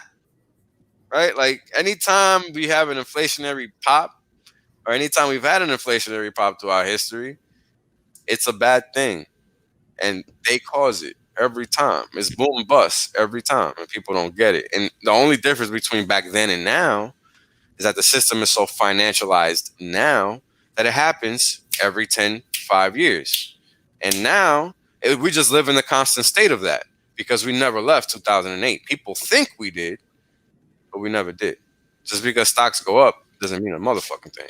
Because the economy, if you look outside, is falling apart. Like it doesn't take a genius to see that. So, that kind of tells you everything you need to know. But again, if you're not thinking, you're not seeing. So, it's just like people with Hex, man. Just like that. And then you guys see 4 days ago, 3 days ago, because it's already the next day. But the short stakes dropped. And there's been some stakes coming in. So I'll be updating this chart probably tomorrow, if not the day after. But the whole point with these charts is that you want to look at where the bold is. Where the bold is across time is showing you where the new stakes are appearing. And if you look closely, you'll see that there's a lot of new stakes entering across time, which is, again, highlighting the adoption that we're seeing. And, I mean, if you look at the staker app, we're almost at 28,400 stakers. I mean, this is crazy. I think the day before yesterday, we were 200 below. So this thing is just, 300 below. We were only like 28,100, and I don't even think we were there. So the growth is there. People are finding out about this thing. I already went over the correlation charts. We'll just move on to the price charts. And here, what we're looking at is the orange line is a dollar value of Hex. And the payout per T-share is a magenta line in dollar value. And the adjusted Hex is really like what I would consider the future value of Hex. But what it is like the payout per T-share plus the dollar value of Hex, which gives us the adjusted Hex, which is 14.5 cents or whatever as of last night. And that's down like half a cent from now. So it's like 13.9 cents on the high. But the whole thing about this that I like to stress is that we have to remember that ultimately Hex is an economic system. I'm merely putting dollars on it because people like to relate it to that, so it's easier for them to grasp. The important thing to see here is that this gap between the dollar price of Hex and the magenta line only gets wider over time. Right? Now, why is that? That's literally the compounding effect of the payout per T-share mechanism, the T-share rate mechanism, over time. That's literally all that is. And this is what's going to ultimately carry Hex up, because you have to remember, it's like a tri-party situation. You got the payout per T-share, you got the T-share, and you got the Hex. And as long as the payout per T-share is going up, i.e. the Hex payout, i.e. the T-share proposition is continuing to rise, the higher that the Hex value is going to go up in dollars. But then when we come to this chart, right, what we're seeing here is 1 over the payout per T-share. This is what we're really seeing, because what we have to remember is that T-shares ultimately cancel each other out, because when we're looking at the T-share in dollar terms, which is what we're really looking at here. Let me go back to this chart. When we're looking at that line, sorry guys, God damn it. It's really the dollar value of the T-share, right? That dollar value is the numerator, right? The payout per T-share is that. That doesn't make sense, right? At all, because then it gives you a huge number. And the reason it doesn't make sense is because in reality, when you look at the whole equation, that T-share has to cancel out because you're dividing that bottom by that T-share. So it actually becomes 1 over whatever that hex payout is. And that ends up being 17%. So this is why it's hard for people to understand exactly what's going on here. But it's because they're not looking at the whole equation. You have to really break out the components into its very finite pieces in order to get the clear picture. So what's going to ultimately happen is the payout per T-share is going to continue to decrease over time, or the dollar value of Hex is going to continue to increase over time. But either way, this is going to 1. Or the payout mechanism is the payout rate is going to stay so high, right, that it stays down here because people aren't going to stake. It's either or, right? But if the system gets adopted, we have to go to 1, because this is the lowest possible value that the S&P 500 ratio had, the S&P 500 earnings ratio had, right? Which makes no sense because this yields way more than that. So it's kind of like get in where you fit in. You know what I mean? And you win either way. And you win either way, right?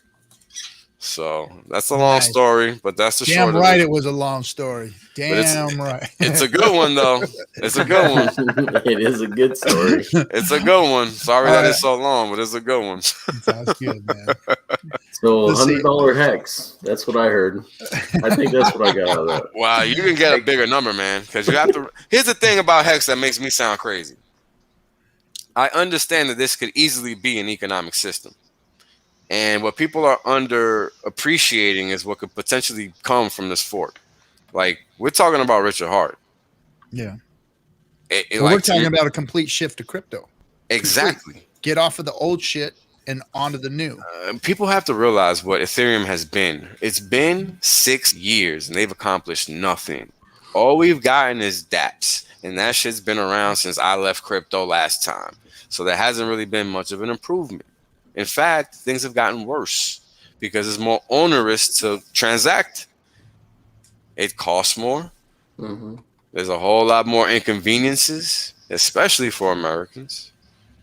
All right. And this is where a lot of the money is. And this is where crypto even started in the first place. So, it's just a lot going on that right around the corner here. Yeah. I don't know. Hey, I want to say something to the stream. Thanks, Wales, by the way. Thanks for bringing some value to the community. I really do appreciate the work you do. Now, I don't understand like 90% of the shit you say. And I'm just being honest. Like, I glaze over, but it fucking makes me hard because I'm like, fuck, this makes me I know smart motherfuckers are like, yeah, and I'm like, yeah, man, fuck yeah, they like it, I like it. Go, Mission accomplished, damn it. God damn it, yeah, this is some good shit right here. So that's why I get off, is I know that you guys are all freaking like excited about it, so I'm excited too. So, but let me say hey to DC. So DC's been working hard. He's been busy with his classes and whatnot, and he was going to come on tonight, but it's his birthday. Everybody wish DC Crypto a happy birthday. That's I won't say his age, but he has made a milestone in his life, and he's happy birthday. Happy birthday to you. DC. Happy birthday to I've also you. got a birthday here in about Happy 25 birthday, minutes. DC Crypto. Happy birthday to you. There you MP go, Clinton. are you turning? Is your birthday soon? Yeah. Like I say, here at midnight my time, I'm turning 28. So wow, not that big of a deal. 28. But just coincidentally, Jeez. it's also kind of my birthday as well. Hey, I want to tell you Happy guys. birthday. I'll tell you something Happy freaking. birthday, bro. It's just stupid, right? This is stupid. So, my wife pulls a freaking bottle of aspirin out the back of the cabinet, and I said, "That shit's old, man. You don't," because she's like, "I need some aspirin. I got no." I pulled this shit out. I looked at motherfucking 2000. It was the expiration date on that shit that was sitting up in the cupboard. I got fucking aspirin bottles that I'm throwing away today. That's damn near just, you guys were like 4 or 5 years old when I was picking that shit up. So, god damn, that fucking pissed me off when I do that shit away. Like, I've been looking at that shit for 21 fucking years. Really? God damn. Time flies, guys. Time flies. 15 years ain't gonna be shit. 20-year-old aspirin, you probably get high on that shit. I should probably dig that shit back out. Yeah. Hey, no. On that note, I took some supplements that were a little outdated, overdate that I had, and they were vitamin supplements, and put me in the hospital for a week. I had to have surgery. It was so bad. Fuck. It was right at when Hex launched. I ended up in the hospital right when Hex launched. And I was literally trying to tell my son how to buy rigging when we were at 1 million hex per ETH. I was trying to tell him how to buy from the hospital and shit because I didn't want to miss it. And Hexo was texting me, bro, it's gonna hit 1 million. It's gonna hit 1 million per ETH. And I'm like, fuck, I'm calling my son. Dude, okay, look, you gotta log into my MetaMask. That's crazy. Yeah. Stay away from them old supplements. Throw that shit away. So we just had some big sell orders hit the books, man. Look at that, man. We are down under 210. I am so excited. I'm like just gonna have to shake them out, baby. Shake them out. I think I'm just gonna go on ahead and buy right now. I'm ready. Wales is front running on stream. I'm trying to be patient, but we're already hitting like moving averages. We're not used to hitting and shit. I don't think it's time to keep waiting. Matter of fact, let me put my phone on the plug before it dies on me. Do it. Yeah, that's yeah, it's a solid dip, guys. Yeah, man. Yeah, you don't get many of these in X, man. So gotta take advantage when it comes. Yeah, and who knows when? There's a point that Bitcoin and Ethereum never return to. What is that point for Hex? What is that point going to be for Hex when it just leaves that station and is never going back? Well, we've never seen a penny since we left it. This is only the second time we're really seeing 2 cents since we left it. Yeah. Good question. Mm-hmm. People should think about it. I just gave them a couple answers. You know what I'm saying? Like, it's very straightforward. It's not hard to figure out. Thanks for retweeting Whales Only, the Hex Whale Bot. So it was almost 6 million Hex was sold. Oh, yeah. It was actually 2 orders. Hold on. I'll give you guys. It was actually 2 orders. It was 2 orders, 200,000 basically. 215,000. Okay. Yeah. Nope. Let's not post the address. Snitches get stitches. That means it's RG3s. It's Captain. Snitches get stitches. You took a break earlier. Yeah. Captain disappeared and all of a sudden the price dumped. Probably wasn't going to notice RG, huh? I was waiting for the DS belt, baby. You had an alibi, huh? I'm watching all the time. I put it in the private chat. That's the address. I went in the dev chat. I'm a fly on the wall. I never comment in the dev chat because that's where all the smart motherfuckers are, right? And I just sit in there. And this one dude, somebody posted, I forget who it was. Somebody posted like, "Hey, we've analyzed this and here's all the top wallets." And he started listing all the wallets on this list and shit. And I couldn't resist, man. I had to troll one time. I said, "Snitches get stitches," and then I put that in there, and it was like, "Oh fuck," you know what? And no one commented at all. Those motherfuckers are like dead ass. I was like, "All right, I'm out of here. Sorry, guys." I was like, "Oh, I'm getting kicked out of that motherfucker." Any of that smoke from RG. None of it. I'm getting dipped. I'm getting kicked out of this motherfucker, right? Oh, that is too funny, bro. You out of control, man. You out of control. Someone say, hey, look, man, if you ain't having fun, and what the fuck's all this good for, right? Yeah, I don't know. I say that all the time. If you ain't having fun, right? Yep, you got to, bro. Even at work. I hate it, but guess what? I better enjoy this shit. It's gonna be a long ass day. Yep, and I gotta spend a long time with all you motherfuckers too. Yeah, exactly. So. Ain't no motherfucking choice. All right, guys. It is 3 hours and 30 minutes, and I'm wrecked. I am wrecked. Fucking Wells, like my mind went melted and shit. Yep. You gotta go cool down and reboot. First time on stream long form, so this was a good exercise. Yeah, Empty Corner. Thanks for coming on, man. Appreciate it. Yeah, thanks for having me, man. I enjoyed it. RG, this is my first full stream with you on Discourse ever, like from beginning to end, man. Nice. Well, I'm glad you were here, Timmy. Timmy's OG, guys. Timmy is OG. What episode number is this, RG? That's monumental. What's that? I remember the days of seeing you in the car streaming, Timmy. That's a big deal that Timmy's had his first full, big Discourse FN Hangout. What's the episode number? Well, I don't count the FN Hangouts and all the other stuff, so it's only like the Mondays and Wednesdays that we count the episodes. So like we're on 105, I think, on the Monday, Wednesdays. So there's a whole slew of more streams because of the FN Hangout and stuff. So yeah, we're well into 200, I would guess, something like that. Mark it down, Timmy. Oh yeah, I think we are. Oh, there's Toby won. Yep. Ross Hex was. Oh, I'm sorry, dude. I didn't know you were gonna be quick to it. Yep. Thanks, Toby won. Asking about you. Toby. Okay. Yeah, you guys have a good night. Thanks, everybody. Have a good one. Right, thanks for coming, hanging out. We'll see you on Monday. Who do we have on Monday? We got Bobby Pickles. Pickles. Mr. Pickles is coming on. Bobby Pickles. Going to be interesting. Building bridges tomorrow morning with Nerd Girl on Discord. Oh, right. And tomorrow is Saturday. Nerd Girl will be building bridges and got an NFT specialist. It looks like. Yeah, and then I think she's even got Johnny Litecoin coming on too. That's going to be interesting. Next week, Wednesday. It's April 17th. Johnny Litecoin. Be nice, guys. I know we've been fighting with him, but on Twitter for a while. We're building bridges, guys.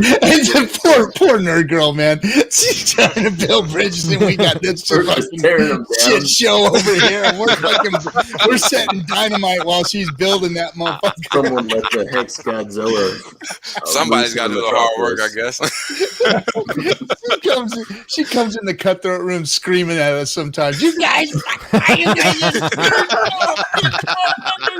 you stupid ass pirates! Every time I get something going, you guys come in and fuck it up. That's what the boys do. What can we say, right? We're sorry. No matter how old we get, nothing changes. That's right. What else are we gonna have our fun, man?